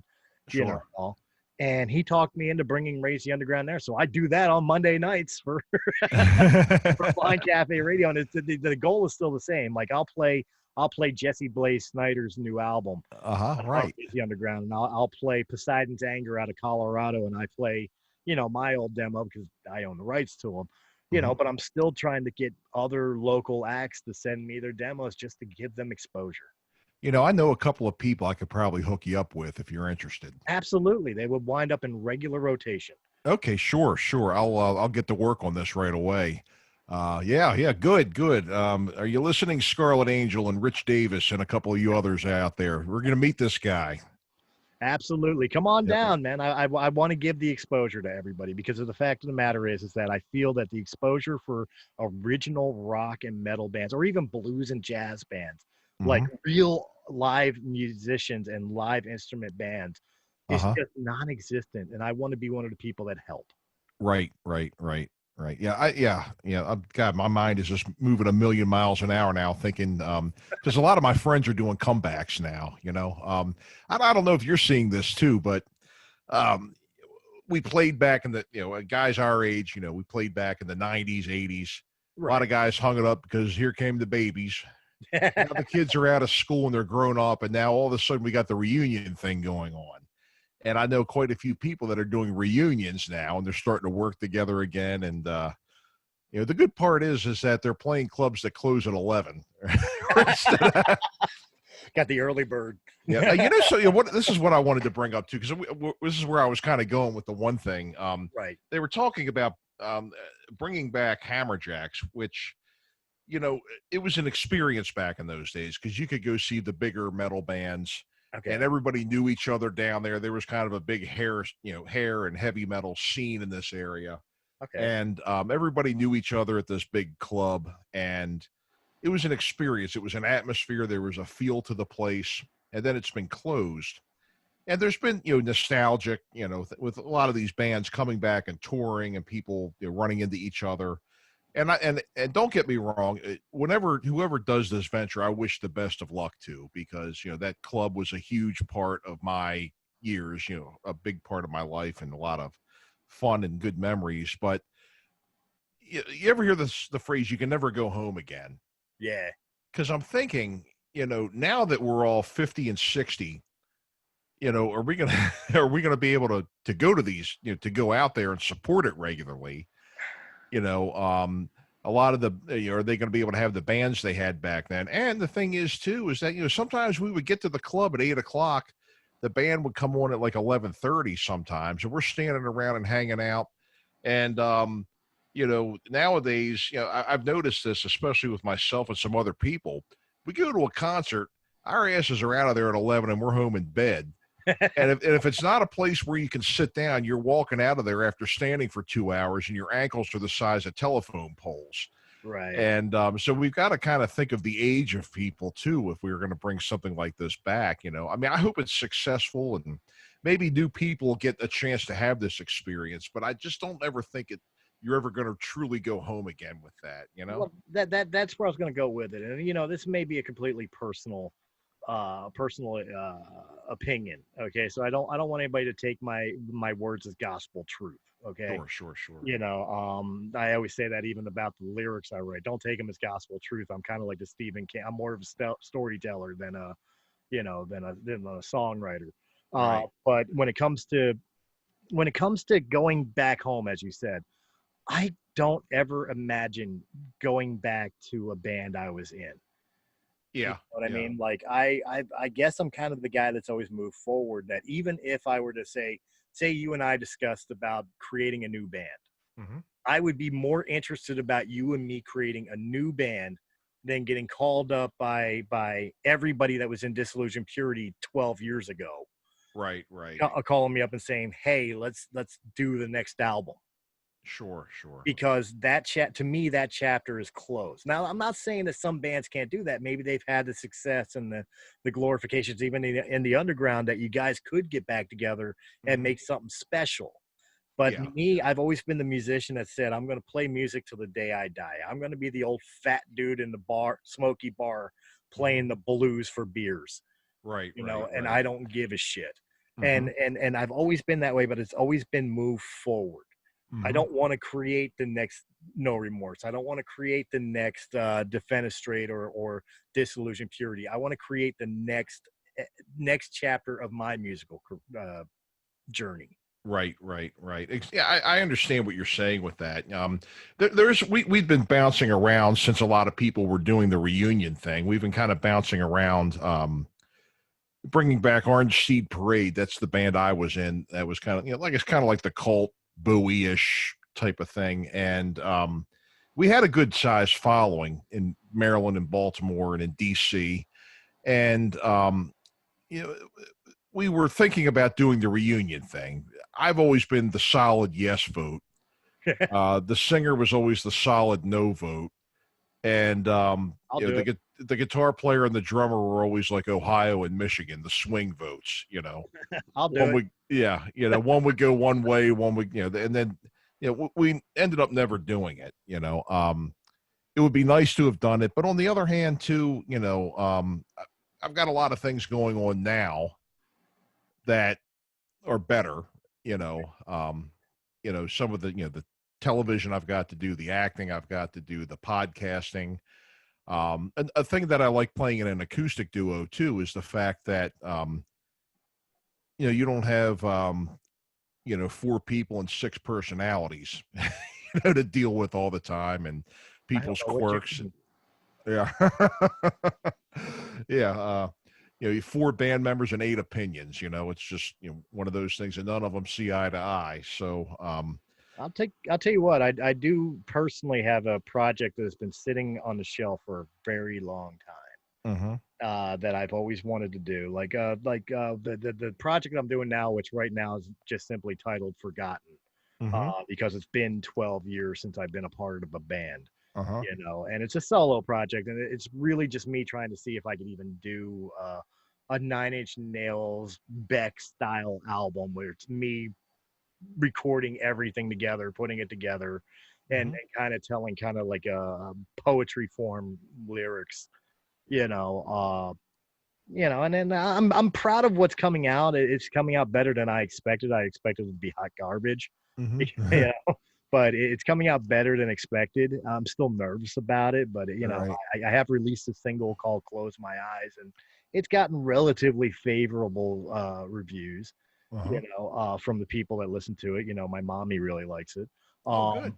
No, but I've had a project I've sat on for a very long time. One of the things that's very influential to me, besides musically, like I've always been heavily influenced by like Jim Morrison of the Doors, for example. Mhm. You know, um, I've had an idea in my head for a very long time for a concept album, Uh-huh. and kind of along the veins of like Queensryche's Operation Mindcrime or Pink Floyd's The Wall. Uh-huh. It's aptly titled The Cell. And Hmm. what it is I want to tell the story of three guys that are in a holding cell, and Oh. kind of go back. Each song will tie into going back into how they wound up into that situation, and then the resolution of it is finding out the outcome because they're all waiting to go to court to be sentenced for something, Mm. to find out if they're guilty, innocent, whatever. And the idea behind it, this is loose base, but the idea behind it was one guy is going to get off who was guilty as shit. One guy's going to get the book thrown at him, but he was innocent. Mm. And then there's another guy. The third guy is the guy who doesn't care. Mm. You know. Huh. And so it was three stories converging together into this one cell. Huh. And the idea behind it that I thought about is really inspired by a band that I just mentioned, Poseidon's Anger. Was my old lead guitarist in Disillusion Purity. That was his other band. Him and a buddy of his who plays drums collaborates with musicians from around the world Oh. via the internet to record their tracks and release an album. They're quite honestly, they're really huge in Germany and Europe, Interesting. other parts of Europe. Um, in fact, I've written two of their songs to including the title track to their first album. I felt kind of special about that. Huh. War of the Gods was their title track, and I had written that, so I'm kind of proud of that. But Oh. Oh, yeah, good.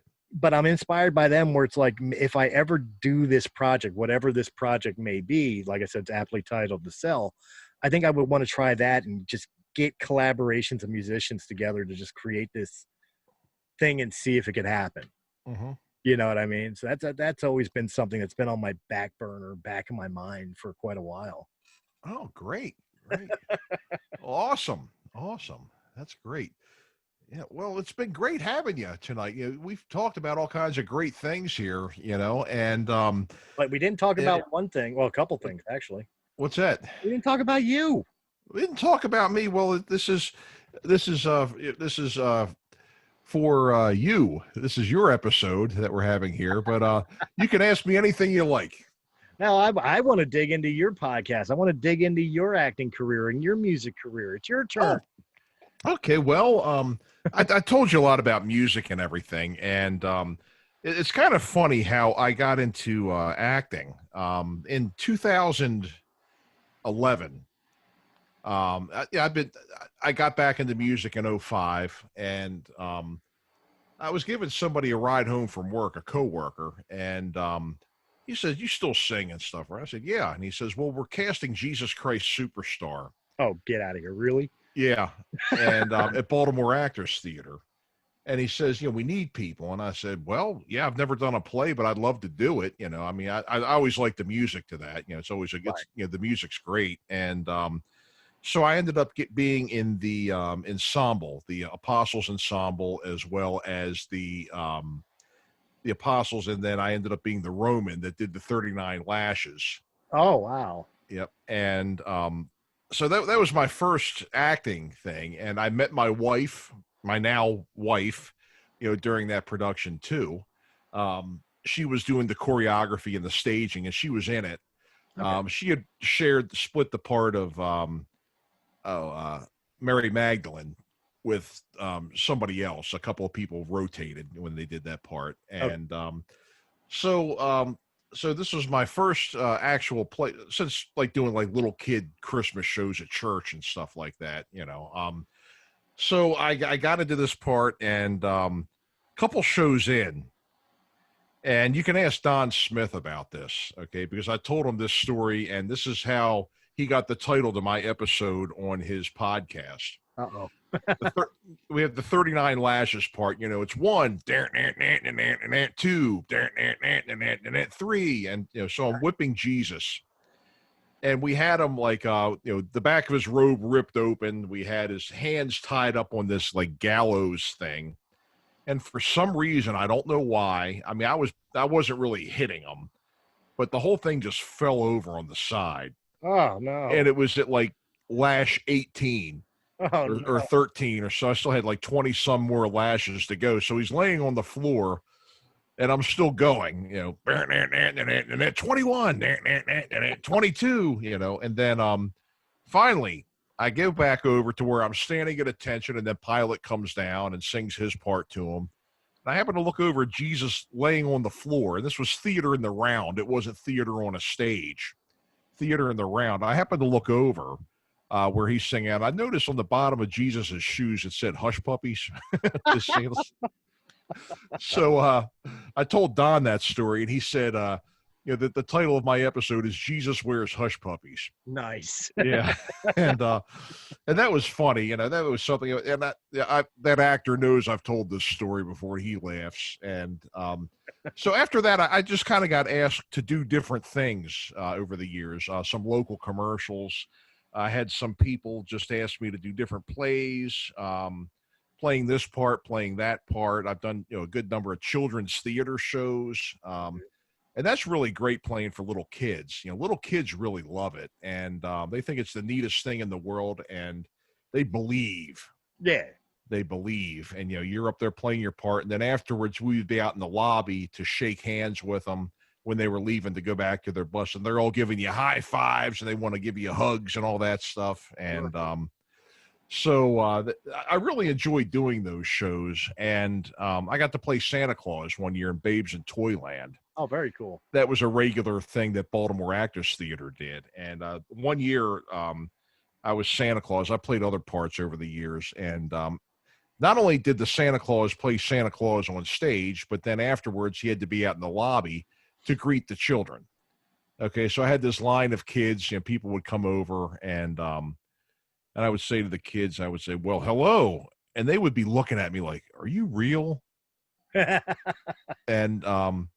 And I said, "Well, shake my hand, and I can shake your hand. I'm real. You can feel that I'm real." They're like, "Well, okay, I believe you. What would you like for Christmas?"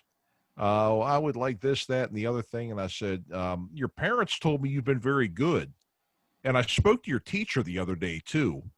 And then they would like look at me with their eyes the size of dinner plates, like, "He spoke to my teacher. Oh my God." And then I say, "Your teacher gave me a good report, too." And then they're like, "Oh my God." So, that was that was a good experience doing some children's theater. I've done some commercials that were on the internet, like in the Baltimore area, that were a lot of fun. And I met the guys that I ended up doing it for ended up getting an account with a game that's called Hunt a Killer. Okay. And Hunt a Killer is a game where you're hunting for a serial killer. And you do it both online, but they send you a kit every month. Okay. And I ended up doing some voiceover for the game. And I also filmed the first commercial. The first thing that they did as Hunt a Killer was actually a live event where they had a live scavenger hunt. And people would sign up and come out, and they would hunt for clues all over this giant property. I think the place was actually a nudist camp during the summer. And so... I was where they hid the murder weapon. Yeah, exactly. Yeah, I don't want to know. But What did you do with the candlestick, Mister Colonel Mustard? yeah, exactly.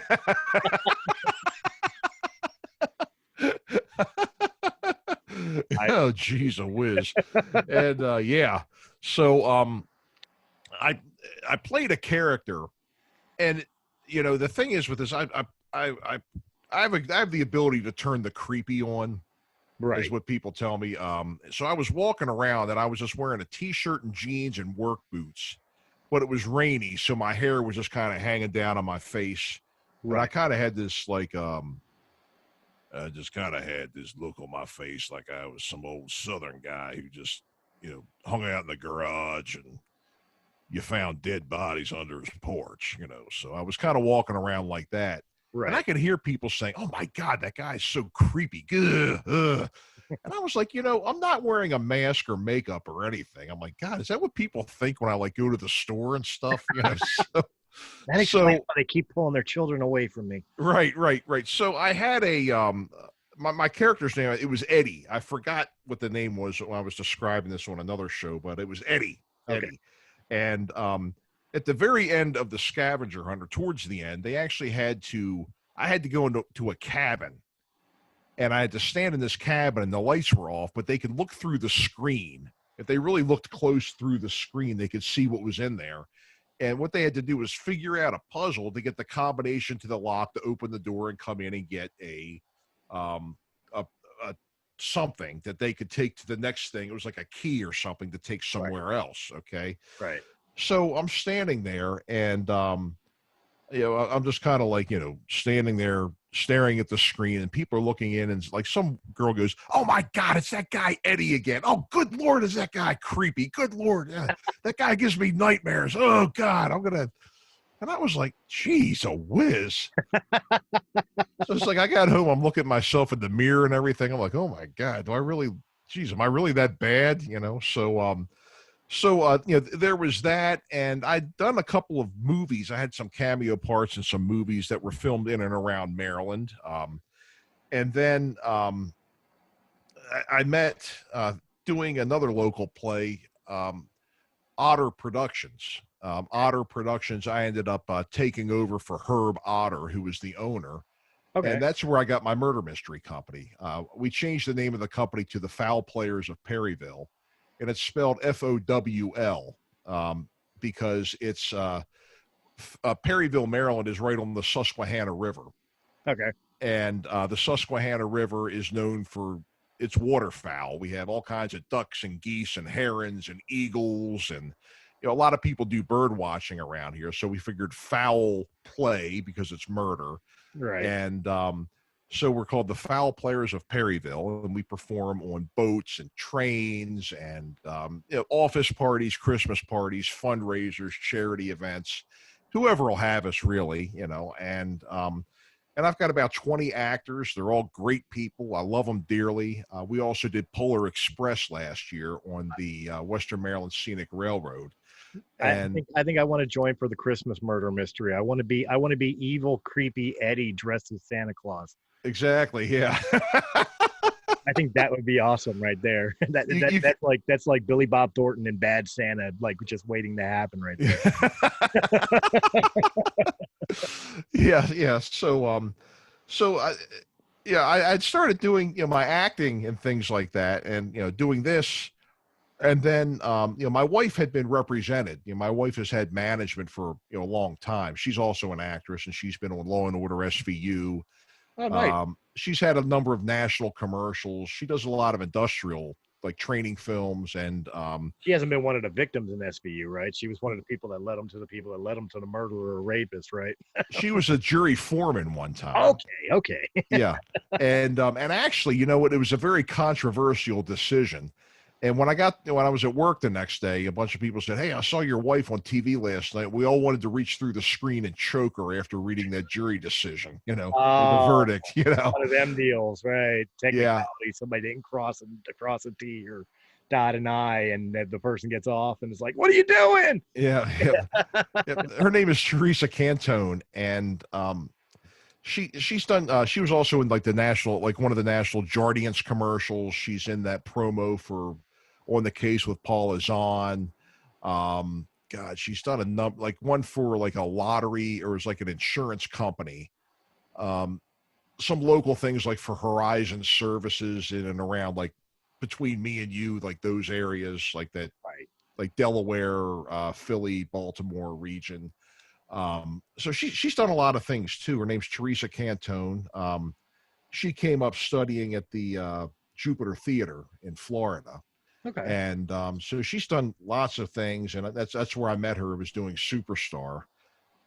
She'd been represented by CPM Talent Management out of Voorhees, New Jersey, which isn't far from Philly. Right. And so I was reading for her. Well, she was doing a tape at home audition, so I was reading for her, and her management said, "Hey, your husband's got a pretty good voice.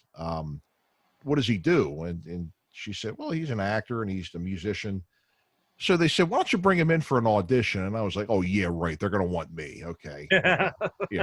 And so I was like, something, this is probably the only chance I'm ever going to get, because when I was playing music, the music industry ate me up, spit me out, threw me across the room like a rag doll. I got rejected in every possible way you could. And I was like, you know what? I'm just going to give it my all. So they gave me some material to work on, like a scene to work on and a monologue. Mm-hmm. And I just worked my hardest on it. And I went in and I played some guitar and kind of told them about what I did. And lo and behold, not far after that, I ended up getting a contract in the mail. And so I've been represented by CPM Talent Management since 2018. That's cool. Thanks. And then right after CPM Talent Management signed me, they started sending me on auditions. And the first job I booked was Gotham. And I played one of the Penguin, Oswald Cobblepot's henchmen. It was almost one of the last episodes of the show. It was an episode called Nothing Shocking. And it was season 5, episode 8. And I played a big guy character. I come in with ill-fitting clothes, and I look kind of and I ended up getting shot by Mr. Penn, who was the ventriloquist. Right. Yeah. I got shot by him. Yeah, with Scarface. And so those guys were all really, really nice guys. Robin Lord Taylor and Andrew Sellon and Corey Michael Smith. And that show was surprisingly good. It was. I remember I'm a huge Batman fan. Oh yeah. Growing up, I've always been a huge Batman was my favorite DC superhero. Spider-Man was my favorite Marvel. So I'm like, I'm almost a connoisseur when it comes to both of them. So when Gotham was first announced, I'm like, And when I saw a lot of things weren't following typical continuity, I was like, But it really was a well-written show, well acted. It was. It really was. And I was, I got the show, and then I'd seen it a number of times, but then what I did is I went back and binge watched it to make sure I knew everything. What was going on. But the one thing I kind of enjoyed about it, and again, I'm not really a superhero movie connoisseur, right? But I have seen a number of them. The thing I kind of liked about it was it seems like everything is Batman, Joker, and this was Penguin. This was a hell of a lot of Penguin on that show. Oh yeah, even the Joker when he showed up, like there was the twin brother scenario and everything. Like there was a lot of twist to it that it was a subtext. Right. Everything was always around the Penguin, and any of the other rogues gallery to Batman was really kind of just background characters, people like Ivy and Catwoman and everything else, before they became Poison Ivy and Catwoman. Right. But they were just background characters to the Penguin and his rise to the crime families. Right. And I thought it was really good to see the Penguin because, again, everything seems to be Joker this, Batman Joker. Right. I mean, we've had Danny DeVito do the Penguin, and we've had a couple, we had like Schwarzenegger doing Mr. Freeze. But really, the depth of it having, really being, I think the Penguin was pretty much, Oswald was pretty much like the number 2 character on that show, really. He really was, yeah. Yeah, and then the Riddler too. Corey Michael Smith as Ed Nigma. You're hitting the nail right on the head. Like, Gotham is a Batman story. Mhm. To its core, it's a Batman story, but even Bruce Wayne was a side character. Yes, he was. Yeah, It really was Edward Nigma, Oswald Cobblepot, and James Gordon. It was their story. it really was. It really was.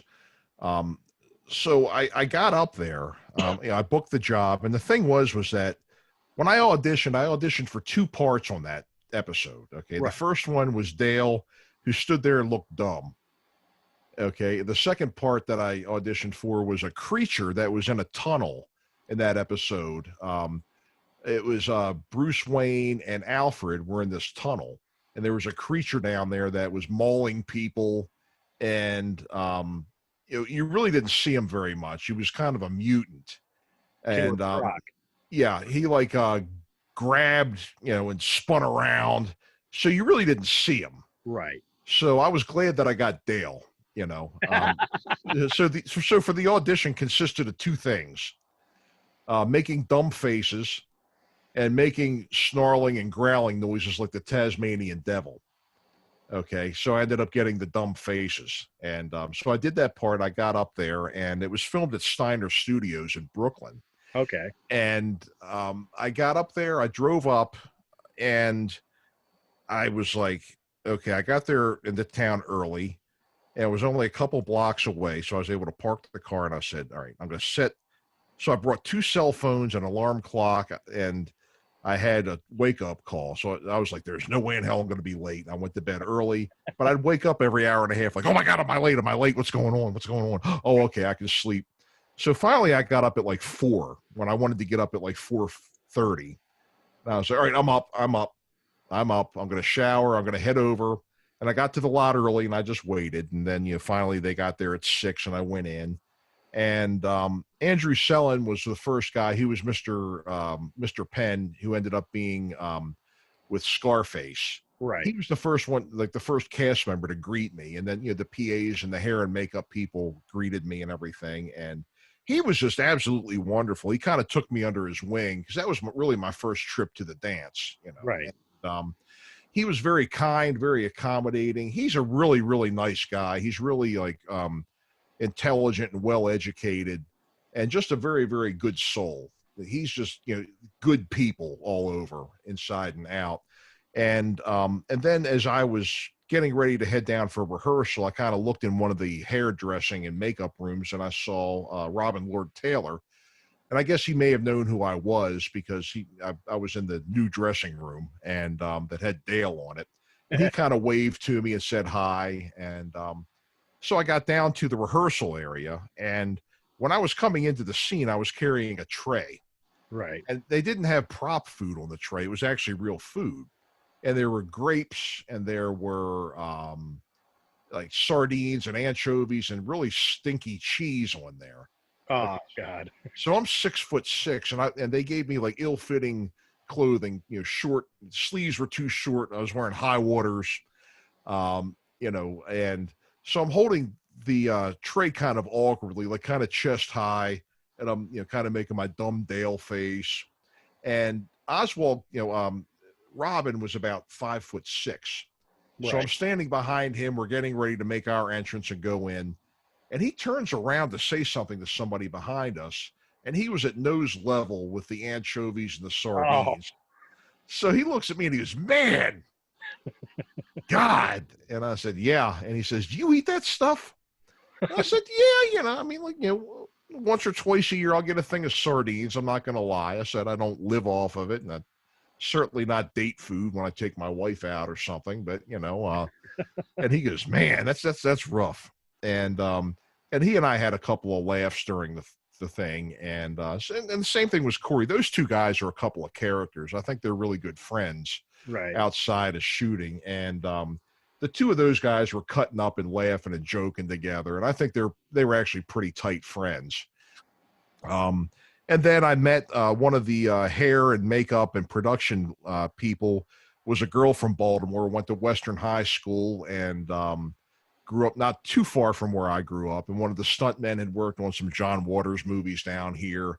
Okay. And the director was actually Ken Fink, who had directed a lot of Homicide episodes, which was filmed in Baltimore as well.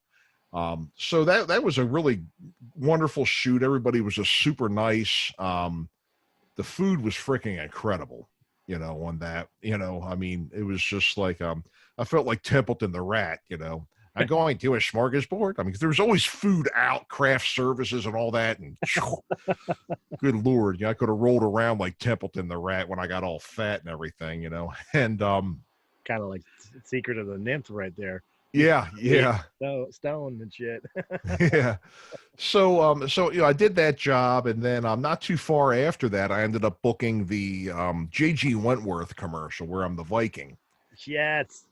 And so when I went to that, what they did is they had us audition in groups.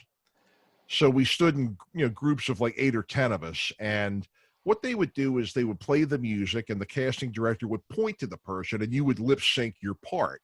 Right. Okay. They said, but the thing is like there were so many people during that audition that just weren't listening, and they were actually singing when they say don't sing, and somebody just kept singing, and I was like, a bunch of guys in my group were doing that. I was like, I'm out of here. They're not going to want me. But I ended up getting it, and there were a lot of people that tried out for that. So I felt very fortunate to have gotten that part. But then again, there was no acting involved. I made dumb faces and I lip synced for the first 2 big jobs of my career.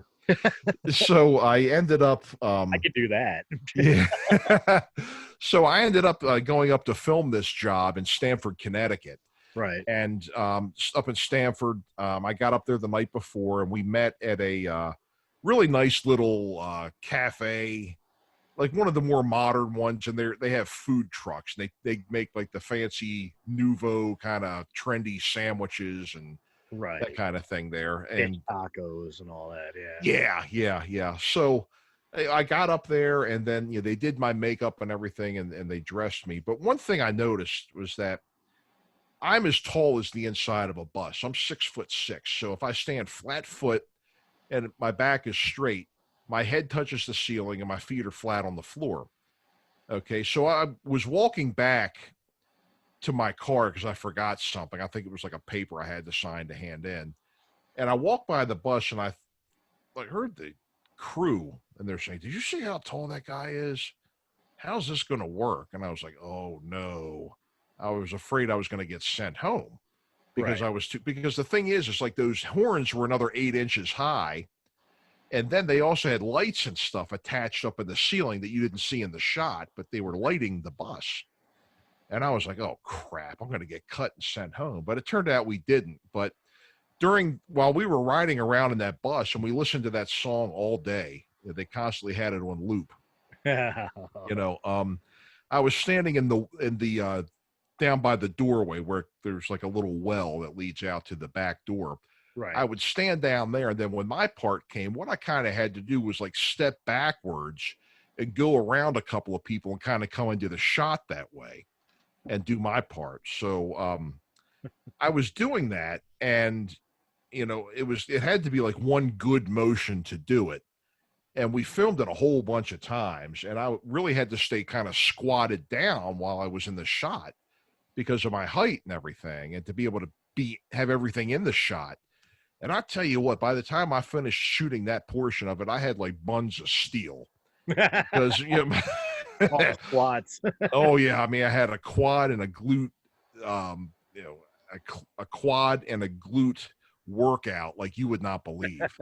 So I ended up, so we ended up filming it. It turned out good, and I made some really good friends on that shoot. As a matter of fact, 3 people in the cast of that I ended up having on my podcast later on. Lothair Eaton, who was standing in the back of the bus, he had actually toured in Midnight Express for a long time. Okay. And he does a lot of musicals. He's also a musical teacher or a voice teacher.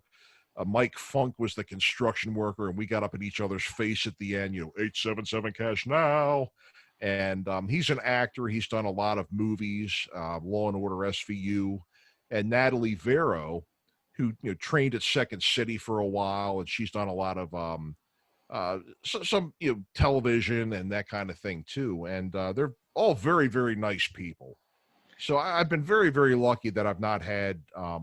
You hear about showbiz stories where this person hates that one.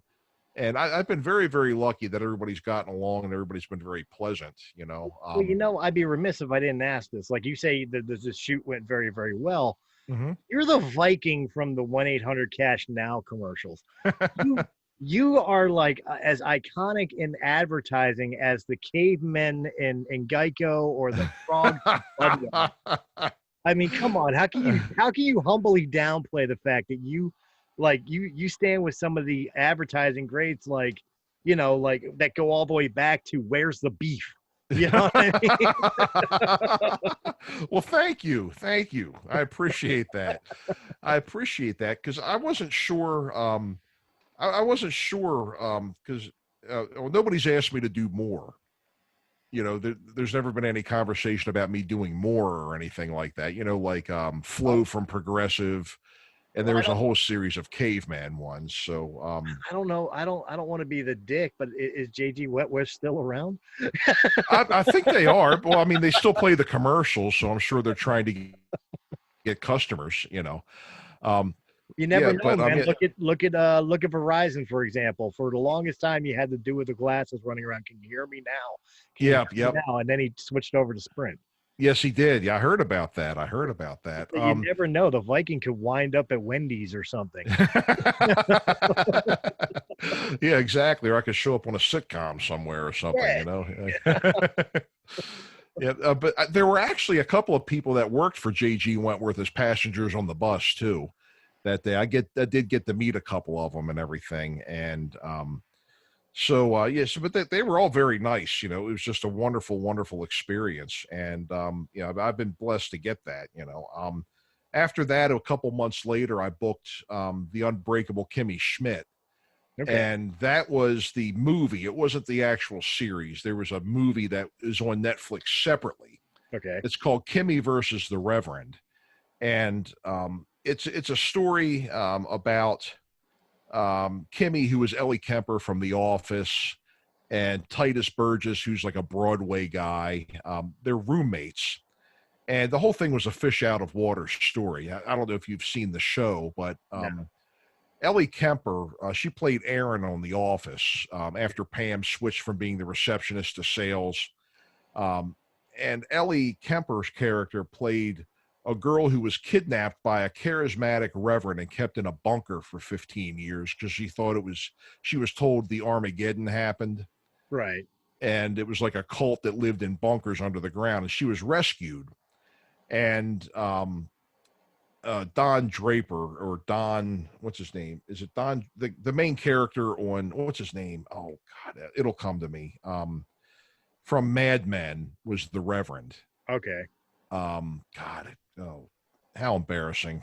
I should know this, he was the Reverend, and he was the one that kidnapped the girls and put them in the bunker for all those years.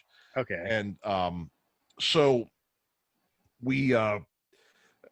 they were doing a part where they were trying to catch up to the Reverend, and they were going all over the country to try to get him and everything. And I played a bartender in a West Virginia bar that they went to. And, I went in, and they come in, and it's real hillbilly, and they're like complete fish out of water. She goes from the bunker and being completely naive and everything. She was like an Indiana girl to New York City, meets Titus, and Titus is this, musical theater guy who's kind of flamboyant and, really, kind of, loud and funny and everything. And, they're going on this tour to try to catch the Reverend, and they end up in a hillbilly town, and they go into a bar, and everybody's yelling, "Play some Skinner, man," and they're yelling, "Free Bird." And they come in, and I look at them and I say, "Can I help you strangers? What do you want? What do you want here?" And then they start talking. I said, "Why don't you two keep going on down the road? This isn't the place for you." So the band is playing Freebird, and so Titus ends up going up and singing Freebird. with the band, and everybody. And the thing is that there are two options that you have.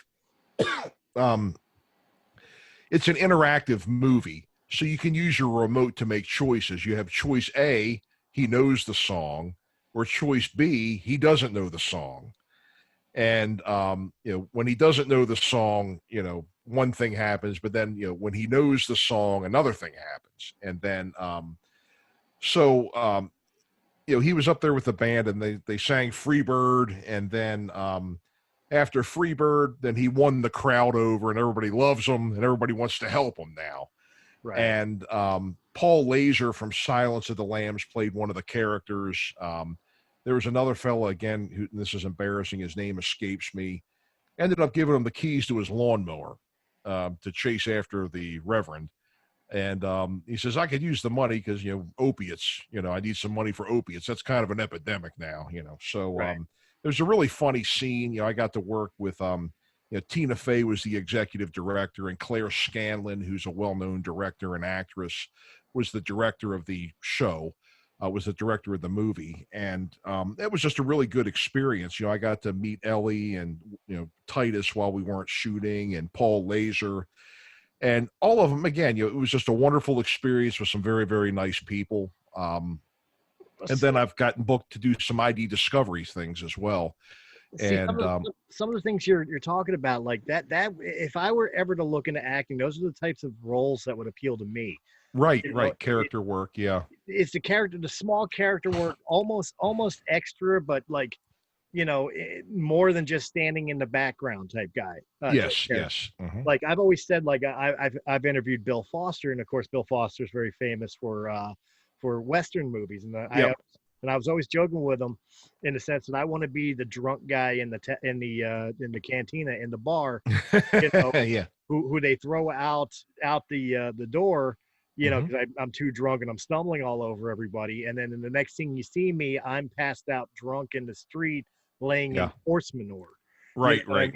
Or as I've always said, my ultimate dream in life, I'm a huge Star Wars fan. Let me be an extra Jedi who dies. Sure. You don't even have to pay me. Just let me take the costume home. Yes. I would imagine if I ever got into acting, those would be the types of roles I would want. Yeah. It's a lot of fun to do those parts and everything, and to be, an extra. There, you can make good money being background and extras, for sure.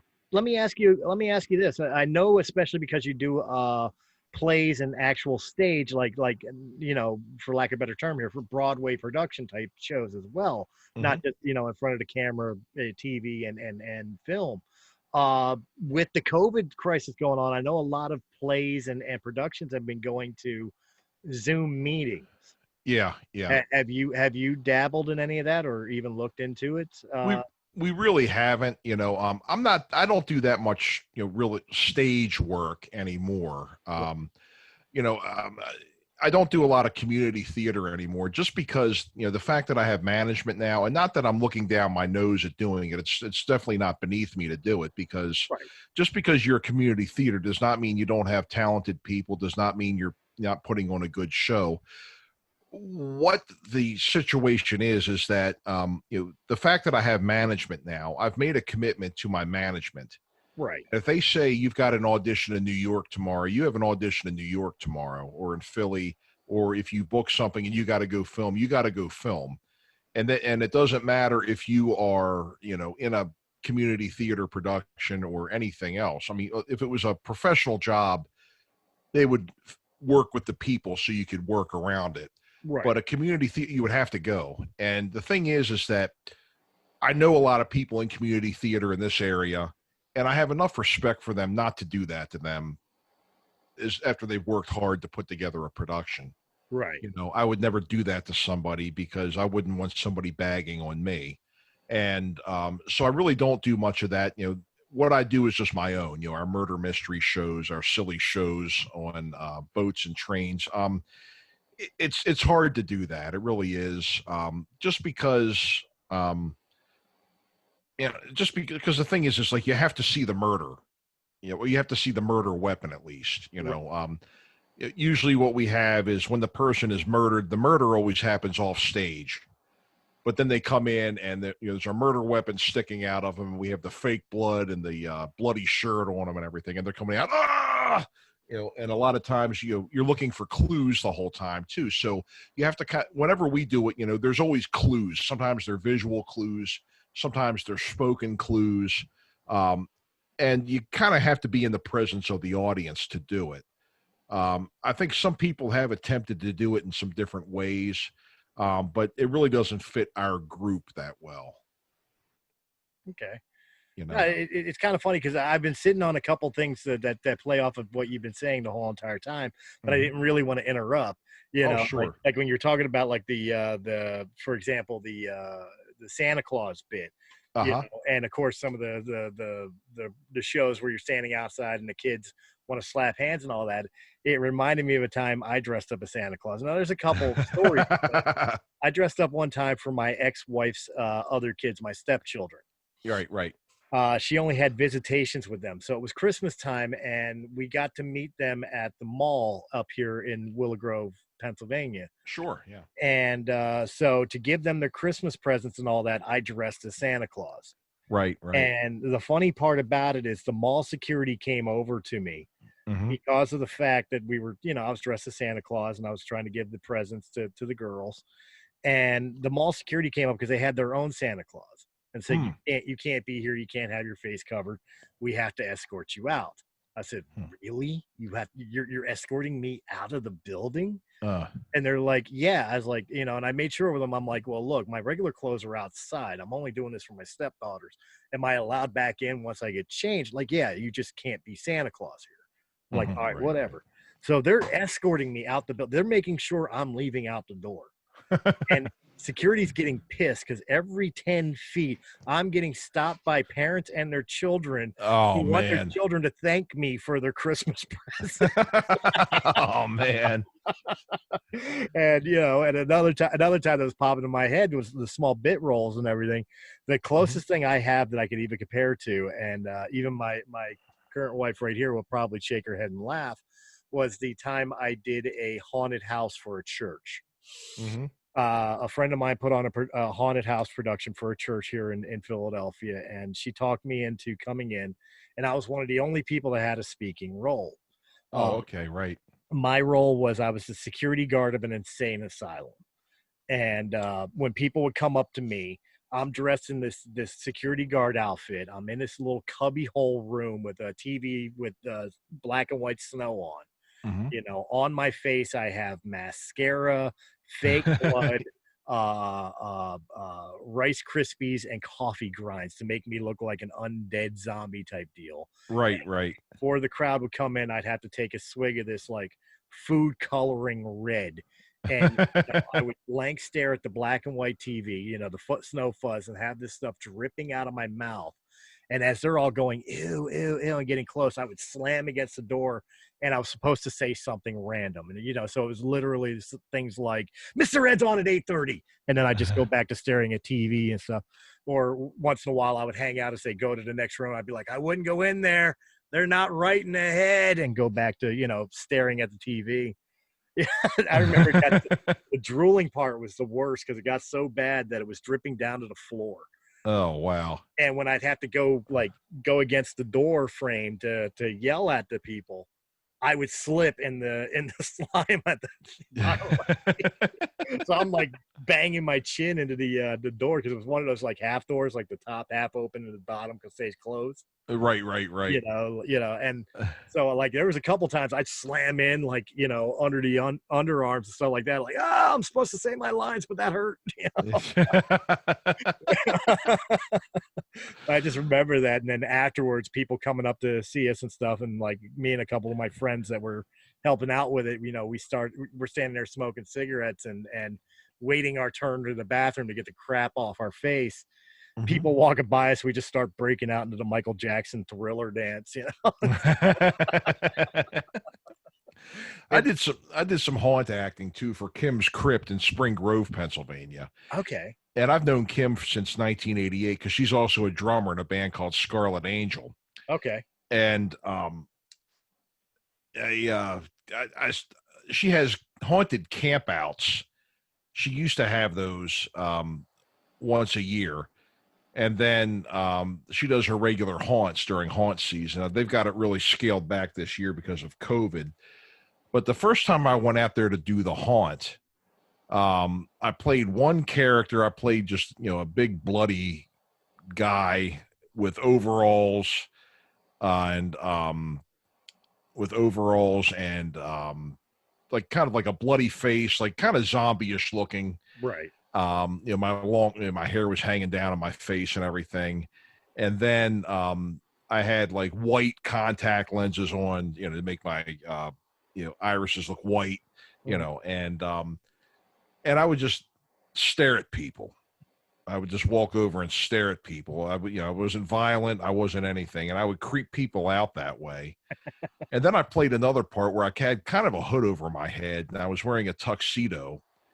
And I channeled a lot of things for this one because what they did during the camp out was they brought people down. They would abduct people out of the tents. There was one section you could stay in where, all right, it's time to go to bed. We just want to be left alone. So you booked your tent in that area. There was another part where you could watch horror movies and roast marshmallows all night if you wanted to. Then there was another one which was anything goes, where you could be abducted and taken to different things. And so what they would do is they would bring people down to this area and they would saran wrap them to a tree. And then I would come out and I was kind of channeling a bunch of different people for this one, but I would come out and I was like wearing a tuxedo with kind of a sewn up sack over my head with eye holes and, blacked out teeth and everything. And I'd be like, Peter, is that you? Peter John, my son, where have you been, my boy? And, these people, and the thing was, I was creeping the people out at the haunt worse than I was creeping out the customers. Nice. And like a couple of people like ran from that exhibit. They went and got Kim, like, Kim, you got to see this guy. Holy cow. And, apparently I wrote a whole backstory for this character and everything. And, I would go over to people and they would be saran wrapped and I would be kind of like walking around them and singing in their ear and stuff.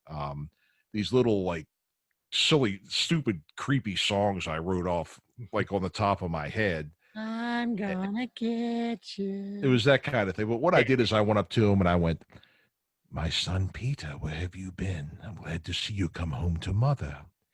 Peter John one day was born, and Peter John, he went to war. Peter John, he is no more. He's buried in Christopher's garden. Nice. And then if it was a woman or a girl they would bring down, I'd say, my dear Genevieve, you've come back to me after all these years. I've missed you, my dear. Genevieve, she was my wife. Genevieve, she took a knife. Genevieve, she took her life. We buried in Christopher's garden. Nice. And then I'm kind of curious with my name being Christopher. Why is everybody winding up in my garden? I don't know. I came up with that kind of just off the top of my head, and I just kind of went with it. And then Kim comes over to me and she goes, Mike, you're creeping our own people out, with this, and that's the best. Yeah.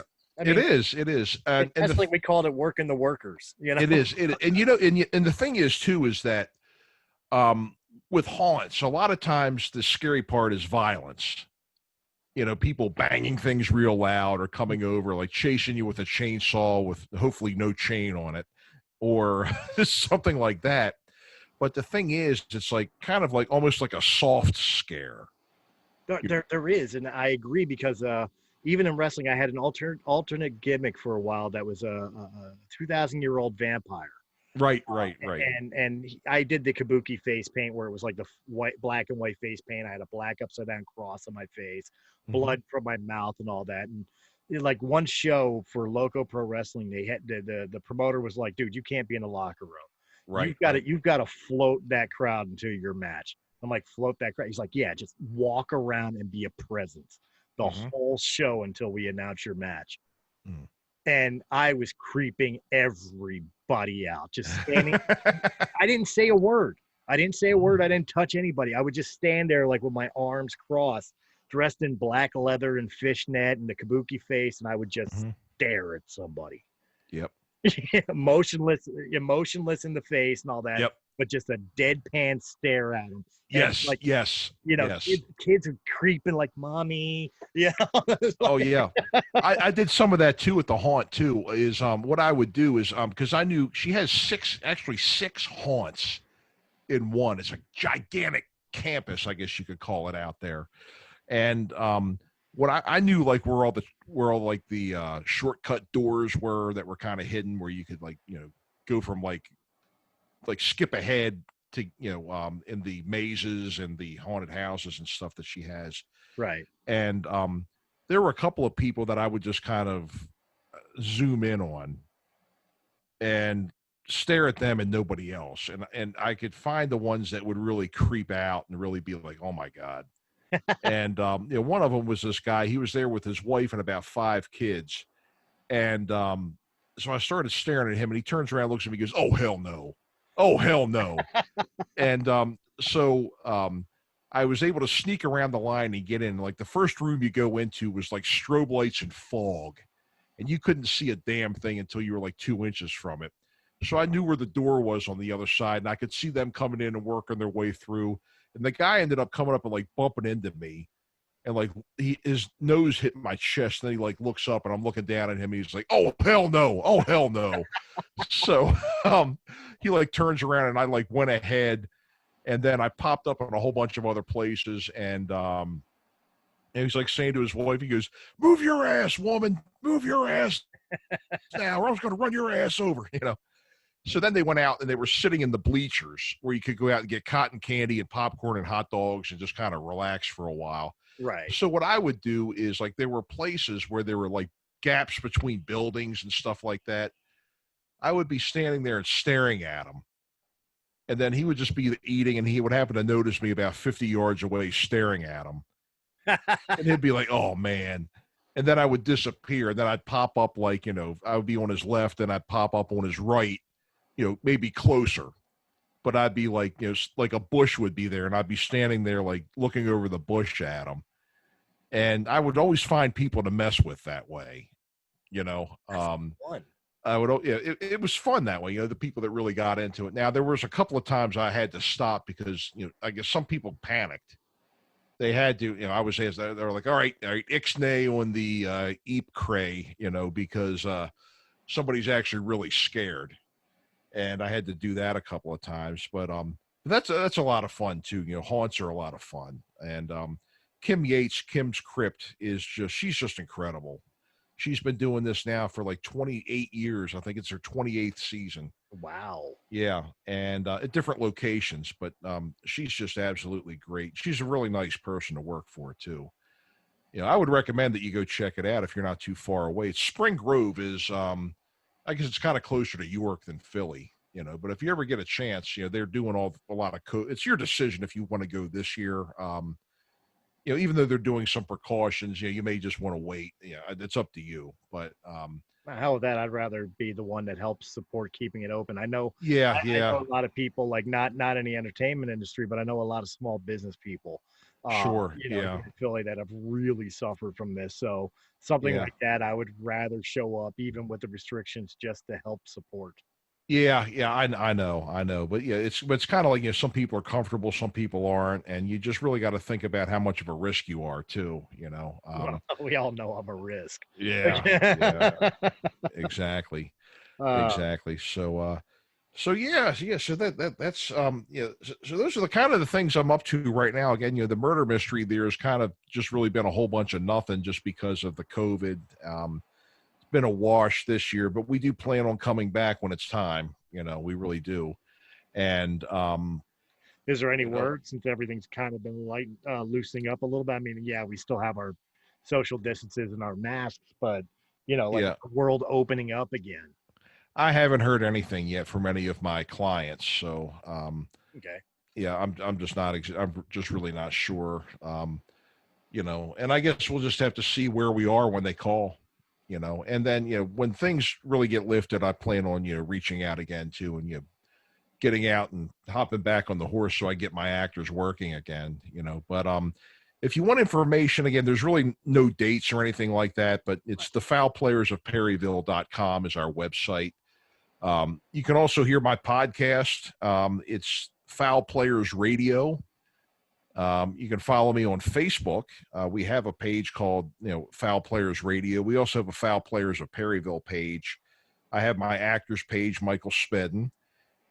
We have a Twitter presence, which is at foul_radio, which I'm not sure if they, you know, were alluding to the Foul Players or if they thought my show was foul. I don't know, but it's Be both. Yeah. Yes, this is a foul show. You don't want to listen to this, you know, but you know, those are my shows. Yeah, but I've got those things going here. How about your plugs? Let's hear everything you want to promote. Well, surely, if you guys want to check out Realm of the Mist Entertainment's podcast, be it Breaking the Fourth Wall or the upcoming Daily Show, or even some of the past podcasts and crazy things we've done, just look up Realm of the Mist Entertainment on YouTube. Like, share, comment, subscribe. If you prefer your podcast in audio-only format, we got you covered. You can find Realm of the Mist Entertainment on Anchor.fm, Apple iTunes, Spotify, Pandora, iHeartRadio, or wherever quality podcasts can be heard. And of course, guys, just look up Realm of the Mist on all social medias. You'll find us in groups and pages and Instagram and the Twitters, and hell, we may even still have a MySpace. You never know. Absolutely. I think I might have one too. I'm not sure. I don't know if I ever actually deleted my account. I'd have to go back and look. I know the Disillusion Purity one is still there. Is that right? Is that right? Yep. I have one for the Uncle Moldy show too, on Facebook, but we're not really playing much now because of COVID too. But yeah, the Foul Players Radio, you can find it on buzzsprout.com. It's foulplayersradio.buzzsprout.com, as well as in Apple Podcasts, Spotify, Google, Stitcher, Overcast, Pocket Cast, Castro, Castbox, and iHeartRadio. You can find it in all those areas. And subscribe. Give us a big 5-star rating or 1 star, but give us a rating. You know, let us know what you think. Just don't throw any rotten tomatoes or produce or anything at me, because I'm just not quick enough to move out of the way anymore. Jesus, doesn't everybody always wind up bringing eggs and tomatoes to a speech? Something like that, you know, and I've got to be, you know, and over the years I've got to be an even bigger, even slower moving target. So I think people are kind of licking their chops at that opportunity. Yeah, this quarantine has not been kind to most of us. Yeah, that's the truth. There's a reason that you're looking at me on camera. You're only seeing from like neck height up. Right. Yep. Well, there, you know, that's the thing too, and I still have a day job as well, you know, because you know, the greatest advice I ever got in show business was not to quit it. So I, you know, still work a day job and everything, and I'm very busy with that, as well as, you know, coming on and doing my podcast in the evening and stuff. And it's been a pleasure getting to know you and everybody else in our network here. You know, SJ Network. You know, I'm definitely going to have you on again, and just after this 2 hours. Of yakking together, you know, I've got to bring you on the weekly show. Sure. You're a comedy guy. You're gonna love hanging out with me and Don Smith and Christopher and Serenity and Colin, and, you know, going into wacky news reports and you know, some silly conversation of something. And I mean, with Halloween coming up, especially with your background with some of the you know, burying in Christopher's garden, like we who knows, maybe I'll put you on the spot and we'll make it a Breaking the Fourth Wall weekly show where we'll do a murder mystery, like a old-timey radio broadcast. Absolutely.